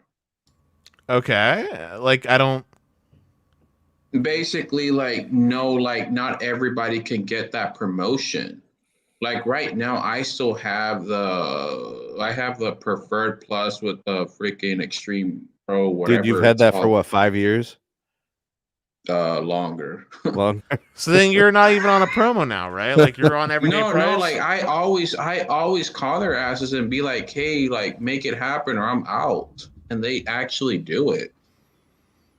But I didn't realize in September that I'm actually on a 2 or 3 year price lock. And and I had the modem free for 1 year. Then after I called in and they're like, no, you have to pay your $15. And I'm like, God damn, that's more than Essentials customer. Well, yeah, Internet Essentials is that government subsidized plan. It's $10 a month for 50 meg. I mean, that's not like a normal plan. No, I know. And that's awesome for internet and no TV, which I've told you before in previous discussions that most of your cost is coming from the TV aspect. If you look at Comcast just for broadband, they're actually not that expensive. You can get reasonably priced broadband from Comcast, like internet only. Right. For like a year, and then they're like, no, even at everyday price, like you can get like 200 meg, right? If you buy your own modem, because it's not that expensive to buy your own modem, right? Buy your own modem. Get like 200 meg. Get like 200 meg. You're talking $65. $65 is not that ridiculous for an out of pocket price for 200 meg. But Dennis, you also have to think about it. If you have your long lost brother or cousin and they fucking game, they have to pay $30 for unlimited data. Dude, gaming. So can we just destroy a myth real quick? No, Dennis, the downloading of the games is pretty fierce. Those are big files. Okay, downloading No, but they have to pay for files. unlimited data, and it's $30 a month. Downloading large So- files is going to be your killer, but Sneed, the average gamer isn't buying like 10 games in a month. They might buy like one new game, and it's like 60 gigs one-time download. Right, Maybe but he's just talking about one use case. What about the rest of the house? Okay, that's where you get a little bit different if you have like a household of like 5 Yeah, if people. they're watching Netflix, if they're doing any type of 4K content. But Sneed, do you know what the average broadband usage is for an American household? It's like 500 to 700 gigs. Yeah, it's like 550 gigabytes and 700 on the high end. Where the cap is 1.2 terabytes before you have to worry about unlimited with Comcast. Like, I'm just saying, like, if you're in a household where you're using more than 1.2 terabytes of data, right? Then you're probably also a household where fixed wireless isn't a good solution either. I just want to be frank. Like, let's just call a spade a spade. If you're in a household where you're using multiple terabytes a day, like how I use like 2 terabytes a month, right? You're probably not a fixed wireless customer. Very to true. begin with. Very true. But most Right. customers aren't using that. So that means That's- most customers are fixed wireless access type customers. In which case, Brandon's point about paying for unlimited also doesn't apply because they're not a customer that's using that, right? That's true. That's true, and I agree.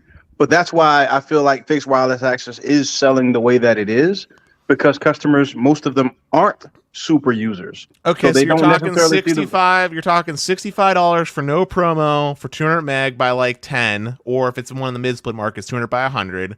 Dennis, Versus hold on, 50. man. I remember Well, I mean- when I asked you how much was fair for fixed wireless, and we were talking about T-Mobile Home Internet, and you said it wasn't worth $35. You said it was overpriced at $35. That's because T-Mobile Home Internet back when we were talking about it was very shit. I mean, it's still crap, but I know Verizon's product is definitely better. And I mean, to your point, as far as files, like it's $50 for 300 over 300. Yep, and I So, also I just mean, want to go on record by saying that I better. said Verizon fixed wireless is better because it has port forwarding. I talked about how it's What's it better. worth? You have, What's it and worth? and so it's neat. That's true. Wait, It is a where better are we gonna product. get it? What's it worth? It's what fit Verizon fixed wireless? Yeah. Yeah. Verizon fixed wireless 300 by 20, in my opinion, worth somewhere around $40. What's the T-Mobile worth? T-Mobile fixed wireless, 10. well, because it's got it's. My bad. I'm sorry. I'm so bad. My bad. So I need to preface this by something very important. Okay. So long as you're not using it as a work from home solution where you're using like one of like say like Cisco Anytime VPN or something like that, and so long as you're not trying to game on it, it's Really? perfectly Really? adequate. It's Really, perfectly really? adequate, and I would say it's worth about the $35 you were talking about, Sneed. Really, Dennis? So As you're long as But- you're not telling me- using but- the internet. Hold But- on, hold on, man. Let me finish. I'm getting the answers from you. So Verizon and T-Mobile Home Internet options, the fixed wireless, they're valued between $30 and $40. But you're telling me that wireline 200 meg downlink is worth $65? Yeah, hear me out on the why, Sneed. Hear me out on the why. Because internet is more than the raw bandwidth speed, right? There are things that are more important for internet. Your ping arguably is the most important thing in my opinion, because most things that we do even today do not require a lot of throughput. Once you get to around 25 meg or so, there's not an application out there that I can think of that needs more than that amount of bandwidth. Okay, can I get a It's all- follow-up question to that? Go ahead. Okay, so what's the latency we're talking here for this wireline? Is it like single digit? Yeah, you're talking 6 to 9 milliseconds with Comcast. Okay, is that worth double the price? I would say so, because not only is it single digit, but the more important part is there's no jitter on it. Okay, It's continue. very stable. Go on. The second part I want to talk about is that because Comcast is a traditional internet solution, it also means that when you're setting up your router, you have full control over things like the port forwarding, which most routers that people buy already automatically do, so it doesn't even require any fancy configuration. It already has ways to do stuff so that the ports that need to be open for specific applications just work. And mind you, Comcast provides you with an IPv4 and an IPv6 address, and this is important because there's a lot of websites and specifically security applications that break from IPv6 only, which is something that T-Mobile has a problem with their carrier-grade NAT solution. Like my Vivid security cameras, I cannot access them properly with the T-Mobile home internet. So that's another aspect. Verizon, not so much a problem. Verizon gives you IPv4. T-Mobile, that's a ding in their corner, right? And the third bit is that going back to the traditional piece and the whole traditional IPs and the traditional and the part about port forwarding is that for T-Mobile home internet, it's already well documented. There are streaming platforms that they say themselves will not work on T-Mobile home internet, and there are plenty of enterprise work from home applications such as F5 VPNs that might be poorly configured, or Cisco Anytime VPNs that just do not work on T-Mobile home internet. Gotcha, buddy. And one thing that I will say, Comcast, Charter, T-Mobile, Verizon, pretty much are now almost are about the price, are almost priced about the same, maybe $10 more, whatever. But most of the time, you're probably you could probably always shop around or whatever. And I mean, now like we really don't have context. So if one doesn't work, you toss it, and then some of them now like even give you trials and stuff like that.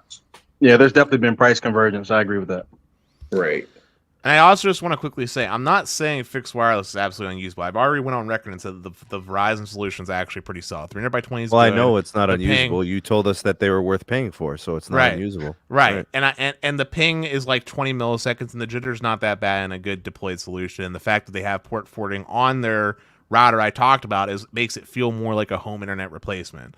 But if you're someone that needs the functionality of a true home internet solution, out of the three that we just mentioned, your traditional option is the only one, and I would say it's worth the $15. I mean, it's like an extra couple pennies a day in a month, man. It's like either or you don't. As long as it's fiber, I'm not so sure about DOCSIS or traditional cable. As long as it's fiber, I would say that you're correct. Yeah. No one on here can tell me that that cable is not the closest thing to fiber as far as performance. Seriously, that's true. I agree with you, but I'm not paying fiber pricing for cable. If I can't get fiber, then I would be one of those people who will be looking for fixed wireless as an option. And to Carlos's point earlier, just because it's fiber doesn't mean it's good. He had Cox fiber; it was shit for him. I had Verizon Fios, and for the first 6 months, it was the most unusable thing I've ever experienced in my life. I was downtrodden. You could ask Sneed. I wanted to cry. I was so sad because the whole reason I bought my house and the location was because I was so excited about Verizon Fios. My ping times were double the triple digits, and I had more disconnects in a day than I did with Comcast for the entirety of my life. Man, let me see if I can make some calls to Hans. So somebody please fix Pittsburgh. Please fix Pittsburgh. It's good. It's good now. It's good now. But for 6 months, it was unusable. Dirty fiber. Something wrong at the CO. Somebody please fix Pittsburgh for this man so he can be good, because this is not right. I'm mad for you, Dennis. That's ridiculous. Yeah, it's bad. But actually, you have all your anime porn downloaded though. Dennis, you still got the pictures of the frozen pedestal? Somewhere on my phone, yeah. Oh, that shit. Yeah, there was a pedestal that it took them 1 year and like some change to finally fix that pedestal, Sneed. Yeah, it is wild, man. Yeah, I mean, those horror stories are across the industry. You can find. Listen, my service is fine now. You don't hear me complaining about Fios now.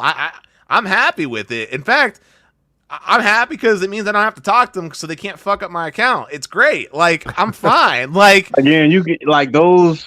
It's a dime a dozen. You have the same, probably even more, customer service related, whatever, solutions oriented. You have those same problems to a greater degree at big cable. So the point that I was bringing up with this, with the Cox from Carlos that he just mentioned in my story, was that fiber doesn't automatically equal better than coax. Is my point. It's very, very uncommon. Exactly. For coax to be as good as fiber. Exactly. It's close. Come on, guys. It's close, but it's not as good. We got to talk about it in good faith. Like, we know that fiber is the standard when it comes to the best that you can get. Like, the best coax could do is what, 95% of fiber. And that's on a good day. Everything's got to be like, everything's got to, exactly, man. It's just not the same, and we know it's not. That's the reason why they're upgrading. They're doing DOCSIS, which is a cheaper alternative. But I don't even know. 95% of the time, coax is going to be better than fixed wireless unless we got millimeter wave in play. Dennis, I gotta general ask you a rule of question thumb, and I've century. always said this too. I've been very consistent. Is the fiber is the gold standard, then coax, then good fixed wireless. That's always, and I've always used the words good, good, and good. Yeah. I've always been consistent on that. I've never changed. Yeah. All right, Dennis, guys. I gotta ask you a question, and then we'll change the subject. Sure. Are you gonna get Daddy Roberts 4.0, bro, and then ditch Fios? You know, I mean, I think about it. I think about it sometimes. I think about. I mean, look, phenomenal, Dennis. You're definitely gonna try it, of course. If they upgraded it, when they upgrade it, you're in. And most importantly, when I don't have to use their modem to get the improved speeds, I want to be able to use my own equipment. Yeah. But I mean, I'll think about it. I mean, look, it's a fact that Comcast actually has better peering agreements in Pittsburgh than Verizon. Verizon routes their traffic through freaking you can map it. Verizon routes their traffic. Verizon routes their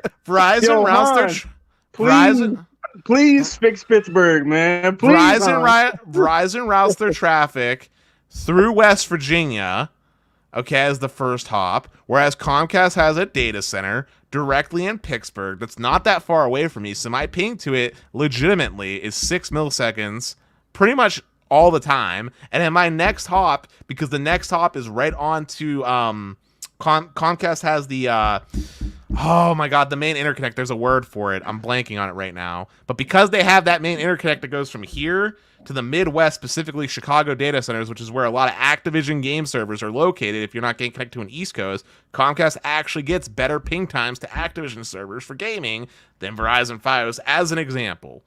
So, ILEC, thank you, EM Tech. Thank you. Or, no, wait, that's not the word I was looking for. But anyway. No. Anyway, but point stands. Look, people can shit on me all they want. I've been very consistent. If the day comes when you have been consistent, nobody's doubting that, Dennis. Yeah. You definitely have been consistent, Dennis. You definitely have. I respect where you're coming from, man. You like what you like, and there's nothing wrong with that. I'm the exact same way. I'm with you, man. And look, I pay for Verizon. I hate them as a company, but I pay for it because Fios is good now, right? Like, didn't you double up for like a year? What do you mean? Didn't you have both? Oh, for multiple years. Yeah, for multiple years. That's how you had the Xfinity Mobile lines. Yeah. Remember? Yeah. And that was because for a long time I couldn't use Verizon for Cisco Anytime VPN until they actually did fix that, by the way, finally. But for the longest time, you couldn't use Verizon Fios with Cisco Anytime. And Carlos, am I lying? Because you also had the same issue out where you were at with your wife's work. Please verify what I'm saying. No, it's true. It's true. Cisco VPN does not work with Verizon. I mean, it does now. But only wireless. On the wireless side, it did, but not on the Fios side. All right, we got a question here from S Blue Tech through a super chat from the membership side. On the topic of cable, does anyone know if Gigabit Extra is the highest plan, and also what upload speed does it offer? It shows me 35 meg, but I thought they were updating that. I think that's regional. That's some places have the additional bandwidth. You remember when we first caught wind of this from Reddit, Dennis? Yeah, I actually have that plan. So if you're in a market where the mid-split upgrades have been done and deployed, it's 200 meg is what you get on the consumer side if you rent their gateway. If you don't rent their gateway, it's 100 meg if you're using your own. I don't believe that's changed. And then the highest tier that Comcast offers and this is a telltale sign to know that you're in one of the upgraded markets, is because they'll offer a 2 gigabit per second tier with 200 meg called like Gigabit Extra X2 or something. And it's like $119 on promo, and it's 2 gig down, 200 up. That's how you'll likely know. If you're not in one of the upgraded markets, it's still 35, which with the over provisioning is 40 meg, and then on the download, it's listed as 1.2, but with over provisioning, it's like 1.4 gig down. That's like the speed that you can get, best case scenario. So Dennis, I actually have the Gigabit Extra, and no, I actually get 100 megabits because I don't have the X5 package. That's what I just said. You have to rent their gateway. You have to rent the gateway. No, but like meaning that I have to have unlimited data as well. It's not like that over here in the Northeast. You just have to have the gateway over here. But understood. But Yeah. All right, All let's right, talk about guys, T-Mobile. let's do this last one here. Bryant, T-Mobile misses estimates for quarterly revenues. Yep. Wireless subscriber additions. They missed on both. Wireless carrier T-Mobile US missed the Wall Street estimates for Q1 revenue and monthly bill-paying phone subscriber additions, weighing down by intense competition, consumers postponing upgrades to their plans. Upgrade cycles are lengthening, and competition from big cable, AT&T, it continues to be a problem for T-Mobile. It's something that I've talked about previously on the show. You cannot overlook big cable. You cannot overlook AT&T. They have attractive promotions. Customers are taking to them. And regardless of what T-Mobile says during their earnings conferences, which I've told you guys, don't listen to what carriers say if it's different than what they do. Wolf ticket. Okay? Yeah, wolf tickets, exactly, Los. High inflation, macroeconomic challenges have forced consumers to cut back on spending. So they're downgrading plans. They're looking to bundle offers to save money, and customer churn continues to be a paramount importance within the industry. T-Mobile's total revenue for the quarter fell 2.4% to $19.63 billion, missing estimates of $19.82 billion. So it's not far away, but still, that is a miss. T-Mobile added 538,000 postpaid phone net adds. The expectation was 547,000. So that's a little bit more sizable than the revenue miss. Okay, so the street was expecting a little more on both of those metrics. T-Mobile didn't deliver. That would be why we saw the stock, while the S&P was up about 0.7, 0.6%. T-Mobile, I think, was down 2% after hours trading and then down 3% today. So they're down 5% since their earnings released. Thank you for that. Thank you for that dose of truth, Sneed. I really, really appreciate it. I really, really do. Like, I'll tell you, I'm about to buy you guys, some coffee. I'm about to buy you some coffee. I'll tell you why the market is down is when you look at AT&T, the only thing they missed was free cash flow. And because that's so important to that stock, the shareholders of that stock, they sold off 11%. They even lost, I think, additionally the following day by another percent or two. So if a certain company's investors are looking for a specific metric and you miss, they make you pay for it. So T-Mobile's investors are always looking for growth.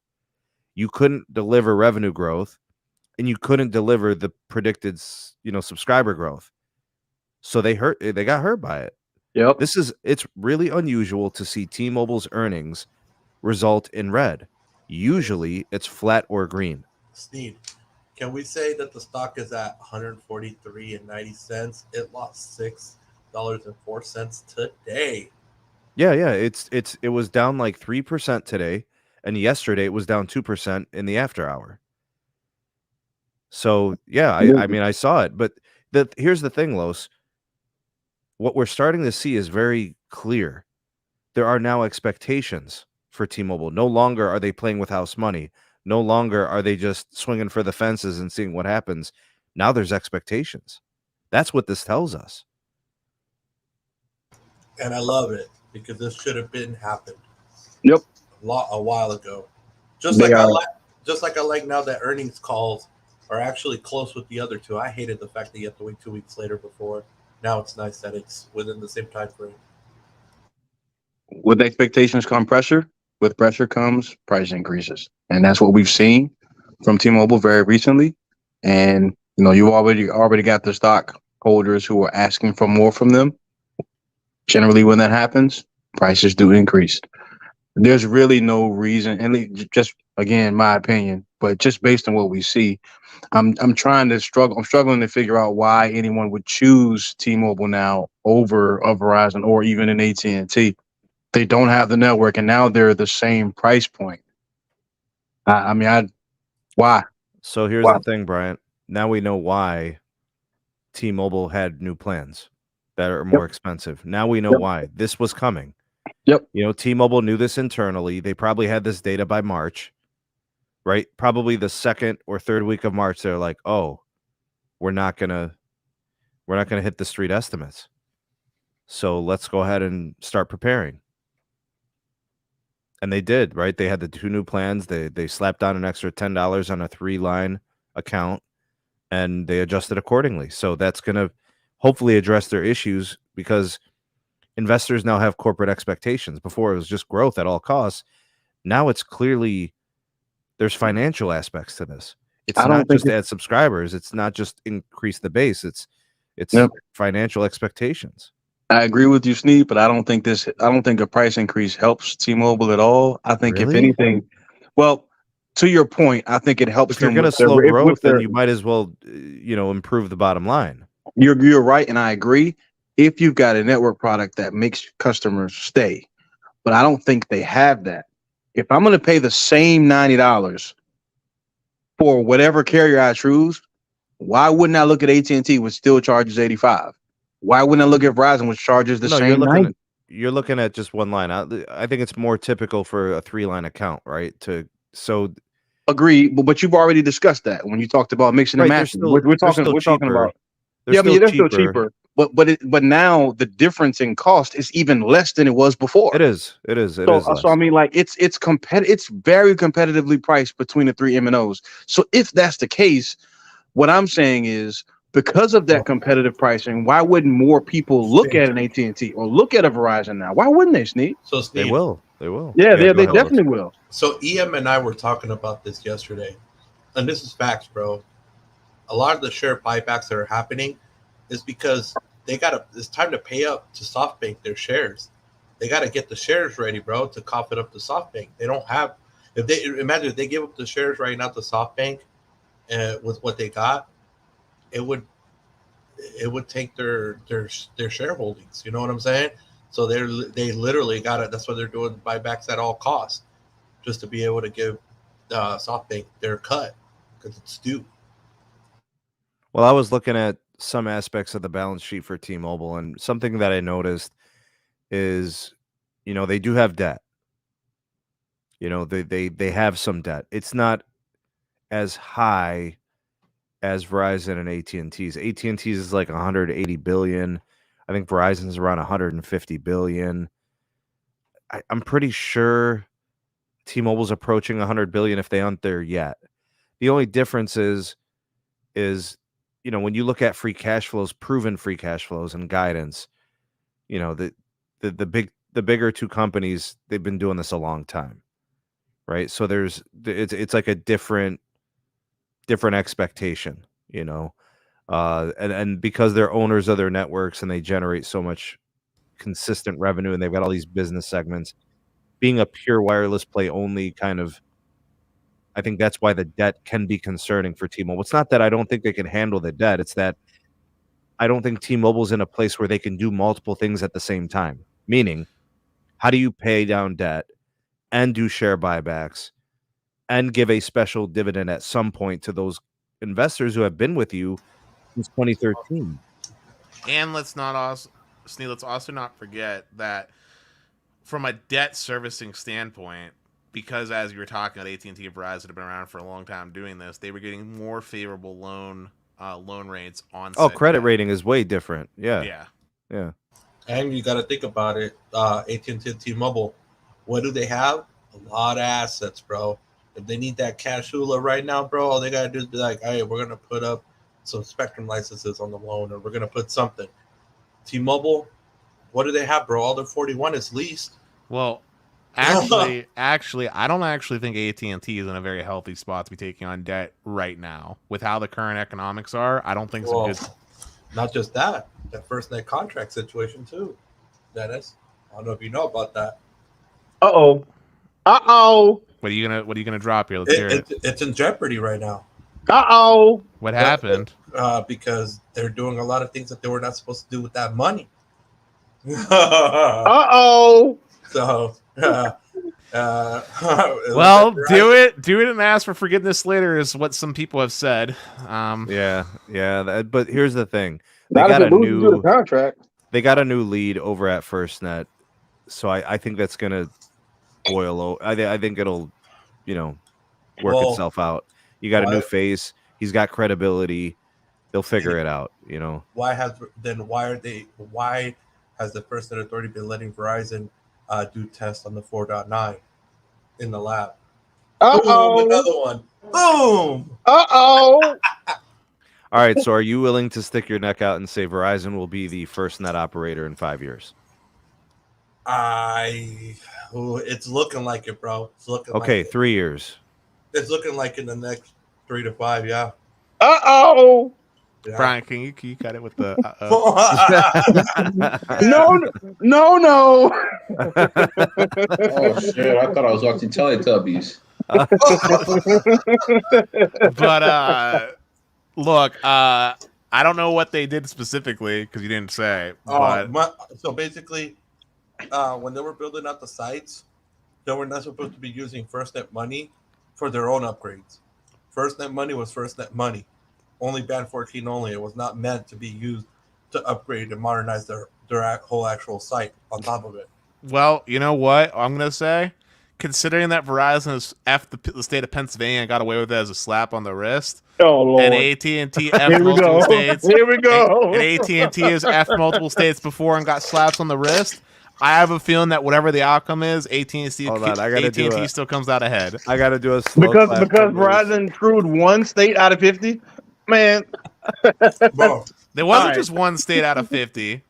but Well, I mean, yeah, you only said Pennsylvania. I don't know about any of the others, but you mentioned Pennsylvania. They screwed 22 states. Verizon screwed 22 That states. is, and you know what's the AT&T worst screwed- thing they what's did up? though? They kicked your dog, bro. That was the worst thing they did. My non-existent dog. You're Yeah. non-existent. but at the end of the day, bro, even if it does happen, AT&T will get to keep the band 14, and they'll still have access to FirstNet. It's just that they won't be able to continue on, like. Well, like considering this. they already this. had the Look how- massive expansion look at in this. coverage, I think they're fine. You guys even got tech guy cussing up in the live chat, man. Look, Oh. AT&T done crossed the line, bro. Look at this. I think I'm putting my money on AT&T walks away just fine, regardless of the That's what I outcome. was thinking. I was thinking AT&T. I don't think AT&T is going to lose it. I do think that they're going to probably have to. Worst case scenario, behind, they get behind closed doors. I think some money's going back. worst Or- case scenario, they get fined, and that fine money goes back into the FirstNet fund. That's the worst Or- case scenario. Right. Or they keep what they have, and Verizon does the 4.9 mid band, and they will have to share that band 14 with Verizon AT&T. Will have Bro, to share it. AT&T has been holding out on that. They don't want to give anyone any access to anything. Well, Well, they may not have a You think choice. for- they might not have a choice, baby. They might have a choice.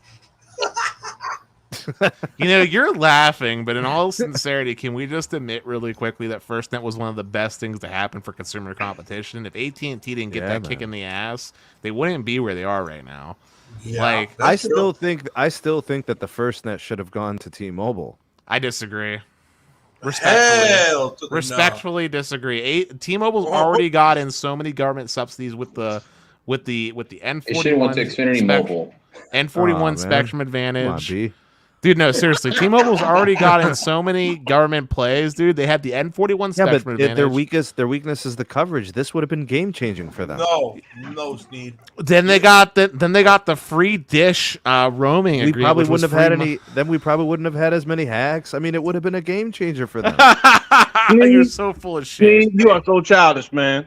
Bro, if T-Mobile would have got that contract, bro, FirstNet would have been a whole screwed up situation, bro. AT&T was the fair game picker for the FirstNet contract to start and initiate, but I do honestly think Verizon needs to pick up that slack and finish it off with that 4.9.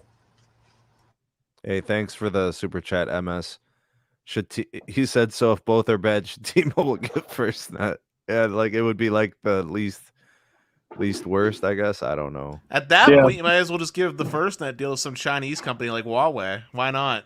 Give it to Oh. Huawei. Hell no. You're not getting the joke here that I'm making because EMTech is essentially getting it. Yeah, I know. He's talking about foreign ownership, but maybe the deal would have been, Deutsche Telekom couldn't own more than 49% of the company or 50%, right? Because now they're the majority shareholder.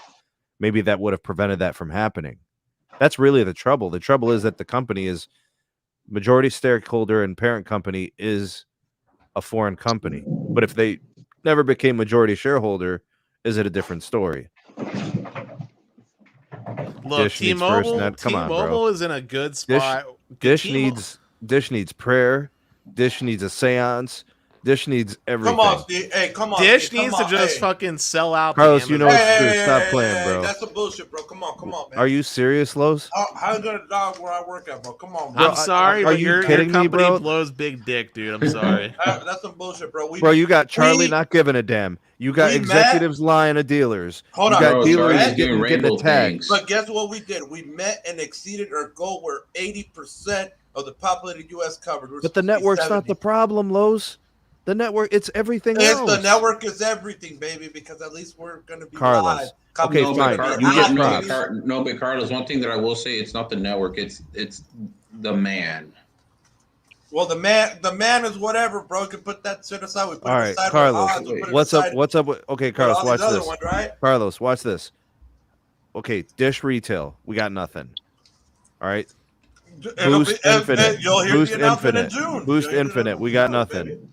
You know, Project Genesis. We got nothing. We still don't have an iPhone with N70. We still don't have an iPhone with N70. You can blame that. As much as I like Apple products, you can blame that on Apple. Yeah, but Carlos, if there's Carlos, if there's 10 things right now happening at Dish, 9 of them are negative.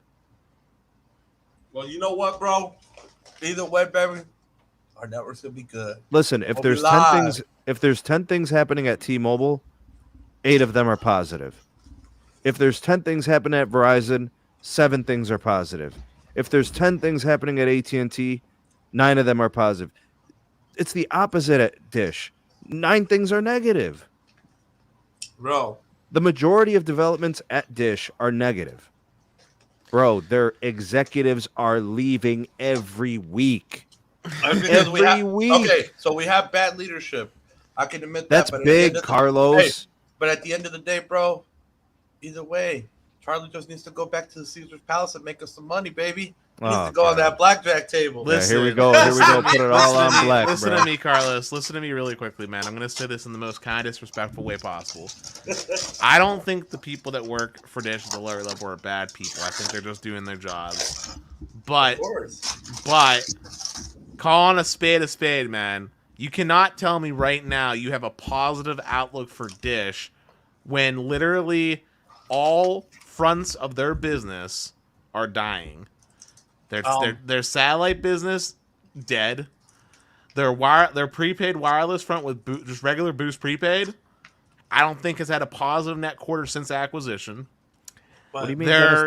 They lose 200,000 a quarter, 250,000. That's what I'm saying. They haven't had a positive acquisition since acquisition. Boost, Project Genesis, excuse me.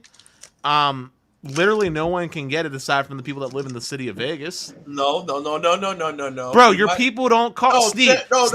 Because you want the damn beta testing, bro. The beta testing is over. We're not doing that no more. Check your address. It's available. I did check my address, and it's not available. How is it not available if it's live in your market?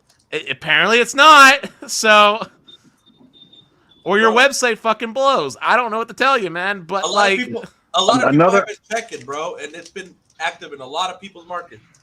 Another telecommunications company that screws Pennsylvania. Damn.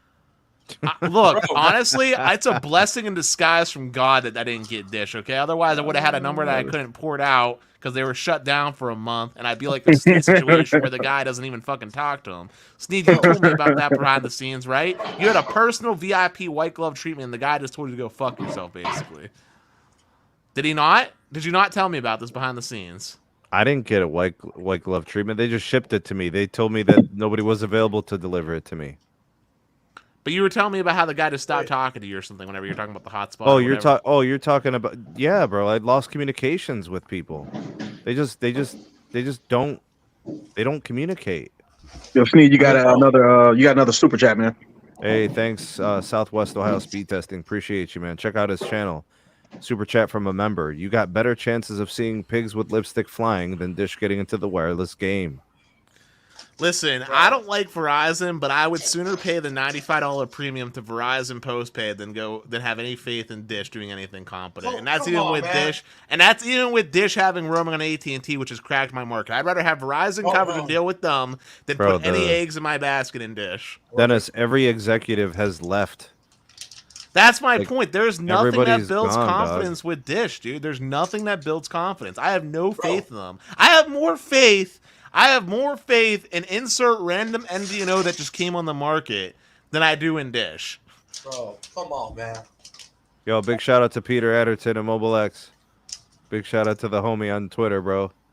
Oh, I mean, hey, at least they have a product on the market. Their beta might have been rough, but at least they actually have something that you can buy. Right. That's what I was saying. It's still in beta. It's not in beta. What are you talking about, bro? That product's still in beta, bro. You can't. You're telling me, bro, that I have to sit here. You have to literally show people, hey, on your app, you have to go here and here, and then you have to click here. And then the app might be shit, but like it ain't in beta. but bro, this is the thing. Regardless, you guys don't have iPhone support either. You guys are forcing the iPhone support, and by forcing the iPhone support, it's making the experience bad. I mean, Mobile X. You guys are in the same situation that we're in at Dish, bro. And I know it is. I know fucking with Mobile X, bro. I know your plug told you the same thing, bro. That they gotta buy in, just like we gotta buy in. We gotta buy in. You're talking about carrier bundles. You're talking about carrier bundles. We gotta buy 150,000 units, bro. Carlos, Carlos, please check the private chat real quick. All right, go ahead, Carlos. Oh, yeah. Oh, yeah. But I mean, bro, it's just the situation. It's just sloppy. Handset providers are being dicks. I mean, what can we do, bro? I mean, we are part of the game. Part of the game is the hardware. You have to I mean, let's call a spade. Without iPhone support proper, you can't function in the marketplace. And that's a growing pain that companies have to deal with. And look, it's different benchmarks, right? Like we're shitting on Mobile X for not having the pre-installed APN. Well, no, they're doing.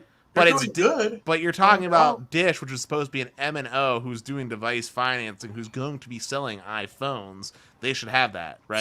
So I want to throw this at you. So you're telling me right now that we're in. Let's see, we're about to be May. Let's just say we're in May because we're only a couple days away. Mm-hmm. So May, you're telling me we're gonna buy 100,000 14 Pro. But that's not even Dish's biggest problem. Just hold on. We gotta buy those and 50,000.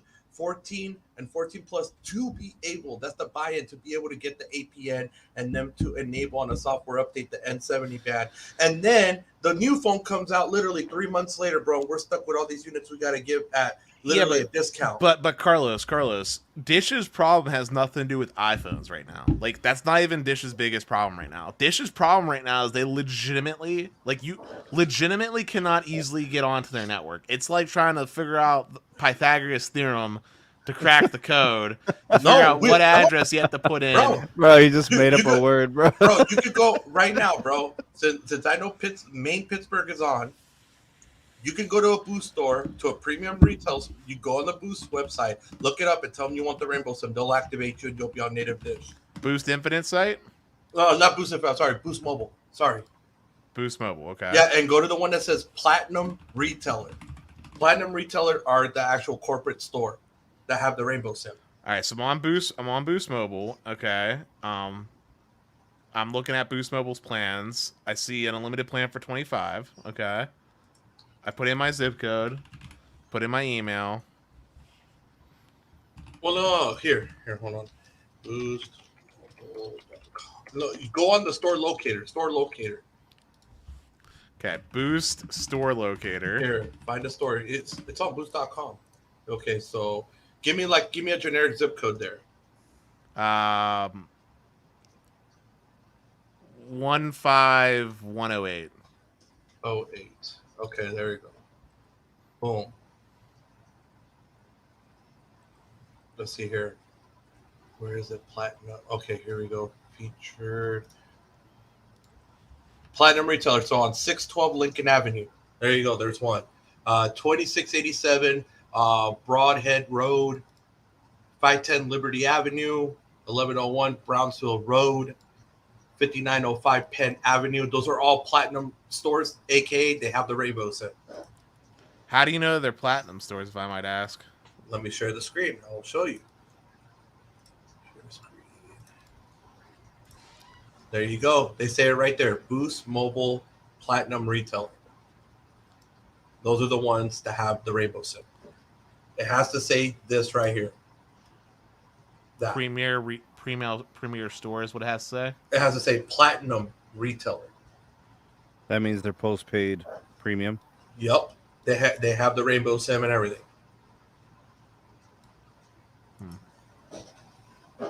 So there you guys go. Now you guys know in the chat. If you guys want to see if they're selling the rainbow SIM for you, there you go. And if you bring an A23, if you want a phone that has N70 right now, they're giving away the A23 5G for free. You just got to port a number. Text me the address if you can, Carlos. Text me the couple of addresses and I'll go to one. All right. I got you, bro. Yeah. Yeah, Los. Good job, man. Yeah, we're gonna have to get Dennis and Bryant Project Genesis lines, bro. Can we also just agree that is not easy? Like that's not easy to understand for the average consumer. Well, this is the thing. So, okay, let's just say, Dennis, you had Boost for years. Okay, we're just gonna throw that out there. You've been a Boost customer for years. When you go into the store, if you have an extended network SIM like a T-Mobile SIM or an old legacy Sprint SIM still, which unfortunately that still exists until the 1st. So what they're going to do is they're going to be like, well, Dennis, we can get you to our new network. They're not even going to offer you the AT&T SIM. They're going to be like, we can get you to our new network, and it offers a native coverage, blah, blah, and they'll get you into the rainbow SIM and give you a new phone for free. That's what they're doing right now. So when you go in, they see your You'll get AT&T access when you're not on native anyways. So. Yes. Yeah. Because they're trying to get everybody off the T-Mobile network. Well, as long as they got AT&T access, they'll be goated because we already know AT&T's cracked. So. Oh, of course it will. 100% has AT&T roaming, and we'll talk behind the scenes about something else later, or after this. All right. Hey, I'm down. I'm down for a free Samsung S23. I mean, I'll literally just use it as a hotspot, honestly. But I mean, look, I'm keeping a spade. Like, I mean, like. If I'm using let's keep it 100, right? Sneed, call it 100, right? We love testing networks, right? But at the end of the day, right? Your primary line that you're using your phone on when you don't want to think about shit's your Verizon line, right? That just is what it is, right? That's what it is for you. In the same vein for me, right? On my phone, even though T-Mobile's not the best network in my market, it's still the primary line I use to communicate. So T-Mobile's actually the one I end up using the most, which is also why I'm more sensitive whenever there's a problem with them versus say Verizon, right? It just is what it is, right? Like, Brian, you probably have a primary line, too, that you just default to when you're not thinking about things, right? It's probably your Verizon. Yeah, yes, sir. That's right. Yep.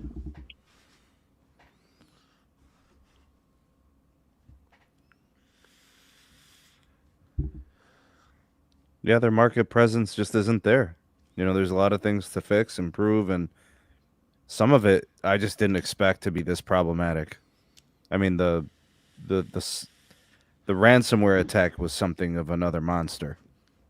You know, I mean, I don't feel like that was completely Dish's fault, but keeping the same energy, what the fuck? It shouldn't have taken them a month to get it fixed. That's kind of ridiculous. I mean, it happened on February 22nd. Yeah. I mean, there were still residual problems into April. Yeah, they couldn't port out numbers. It was bad. You know, and then some promises were made for credits and free months, and that wasn't delivered. And dealers were being attacked, because they couldn't provide solutions to customers. I mean, look, every carrier deals with problems, right? And when there's a fire, you could choose to extinguish it or you could choose to fan it. Sometimes not doing anything is the same as fanning it. And I feel like that's what Dish did. I feel like the company was on fire and they just fanned it, or didn't make a decision at all. And when they should have been decisive and they should have been swift and they should have had a plan, and they failed. And I think some of that could have been prevented, and they chose not to do the right thing. So and I truly believe this. Everybody gets the outcomes they deserve. when it's all said and done, it always works out that way. You know, and whatever happens to Dish, and people are talking about liquidation, and they're talking about being up for sale, and what are they worth, and they don't have the capital, and all those are legitimate concerns. And it's because of their own inaction. Spectrum squatting for a decade, lollygagging the build initially, lollygagging retail, the response to the ransomware. You have all your executives leaving because they've probably been undermined every step of the way, or they simply just view the company as being on fire.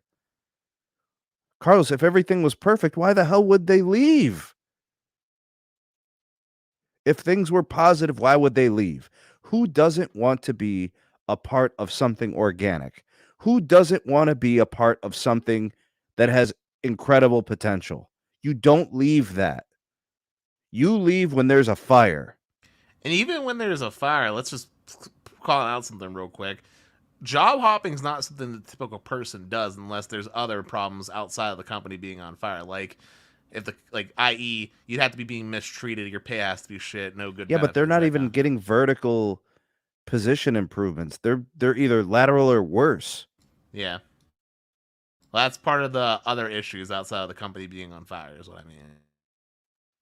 That's my point, is I'm looking at this as an outsider, and I can clearly see the dysfunction. And the dysfunction all roots back to Charlie being the one that won't. You know, Charlie will never watch this because he probably still has satellite TV, so his form of entertainment is the hopper. You know what I'm saying? But that's where the root of the problem is. Charlie wants to control the company like a dictator, like a waterfall approach. If you're talking about business management, when you hire executives, you hire them to do their job. You don't breathe down their back. You know, you don't breathe down their neck. You don't have to sign checks that are 20 grand or less. You know, like that's, what did you hire them for? Relegate the duties, the responsibilities. You know, there's just a lot bad. And, you know, I'll be honest with you, man. I'm tempted to abandon the beta. For what? Why continue to pay $30 a month for something that may be going nowhere? I don't have the same positive vibes I had in the beginning. How could I? When I got Boost dealers reaching out to me, telling me all the things that are going on, and it gets worse every time I get a contact. I got to make a freaking YouTube short. I got to make a YouTube video telling people to leave these poor folks alone at Boost stores. Are you serious? You got the SMT trying to do God's work. I got these Boost dealers thanking me, saying, appreciate you trying to help us. I only got 23,000 subs. I did more for Boost Mobile dealers than Dish did. Tell me I'm wrong and tell me I'm lying.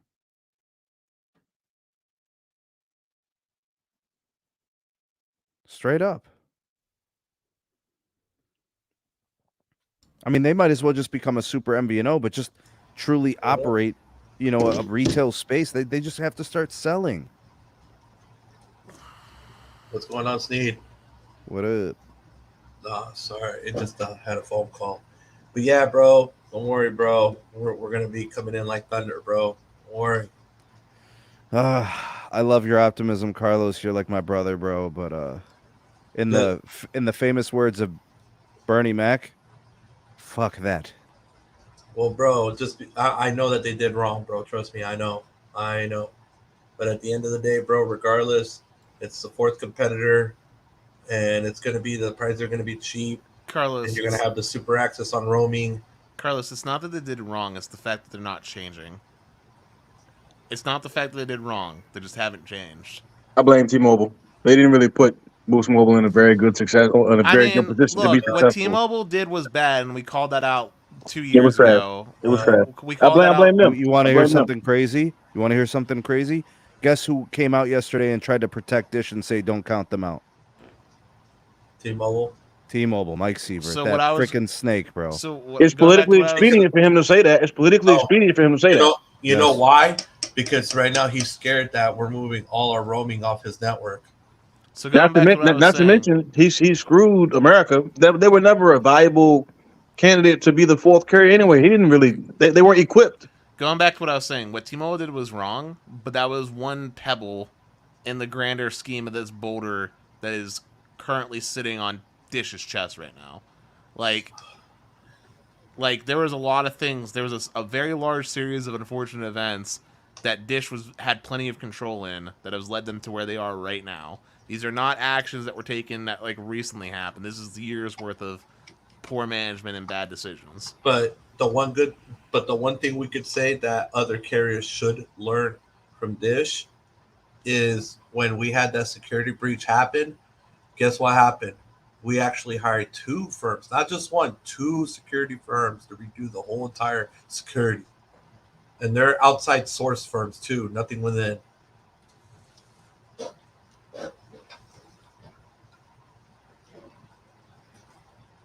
So, and Tech Guy 32, it was not about Charlie Ergen seeing how much it was going to be for the free lines. You want to know what it was?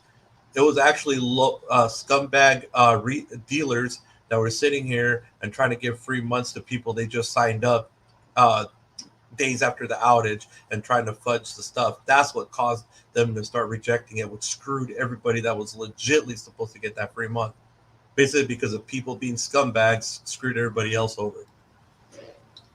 Carlos, why do you think those dealers wanted to screw Dish? Because the last I checked, when you appreciate and have good rapport and good relationships with your executive teams, you don't try to screw them over because they're like a teammate. They're partners.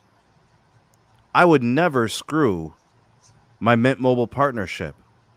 If I have positive relationship and rapport with them, why would I jeopardize that? My point is, those dealers have been drugged through the mud by Dish for the last 3 years. That's why they were trying to screw over Dish, because Dish had been screwing them for 3 years. That's just get back. That's just karma. Dish was handed the exact same thing they dished to Boost Mobile dealers. They gave it back to them in spades. They deserved it. And worse. Well, by them doing that scumbag move, actually screwed the consumer over. So where are we ending up with this? We're back to square one. From the top to the bottom, the fish is rotting at the head. Right or wrong, Los? Actually, you know what? Don't answer that. Right or wrong, Dennis? The problem is at the head is the question. From the top to the bottom, Yeah. dealers have been getting screwed by executives, executives getting screwed by upper level executives. It's from the top to the bottom. In the case If of the Dish, relationships yes. were better, they wouldn't have these situations. There wouldn't be this disconnect, this weakness within the company. Everybody trying to play everybody. Where they do that at? Tit for tat, and that's an organization? That's a team? Those are partnerships? Are you serious? The rapport, the executives leaving, the lack of retail presence, the ransomware attack. It's everything. It's collectively. I mean, you want to talk about a company that's on fire. I don't hear anybody talking about T-Mobile in liquidation. I don't hear anybody saying Verizon and AT&T liquidation. Why is Dish a threat for liquidation? Indecision for a decade, spectrum squatting, finally taking shit seriously, and then all of this other stuff. Because they can't get past the little things in order to see what's important and what the big things are. They got Boost Mobile with like almost 9 million subscribers. Today they're like, I swear by the end of this year they're going to be under 7 million. Sneed, can you just check the private chat real quick, by the way? Yeah. Is that cool? Yeah. Take care, Dennis. Thank you, man. Thanks for being on the show. All right, thanks, brother. Mm-hmm. Take care, man. Yeah, that's a good show. I think we'll leave it at that because I got work in the morning. But thanks for hanging out with me, Carlos, Bryant. We had Dan for a moment. We had Brandon as well. Y'all the goats for all the super chats. The commentary, the live chat was excellent tonight. Thank you guys for showing out. Do me a solid. Please do like this video, rate it, give it that rating, and then share it to your socials if you got them. That helps out the channel. Make sure that when you guys do set for notifications, select all because I post stuff in the community tab. Also, members, I'm always posting early content, early access, exclusive videos, as well as for patrons. We got all types of stuff and goodies out there. Links in the description for all things going on with the channel.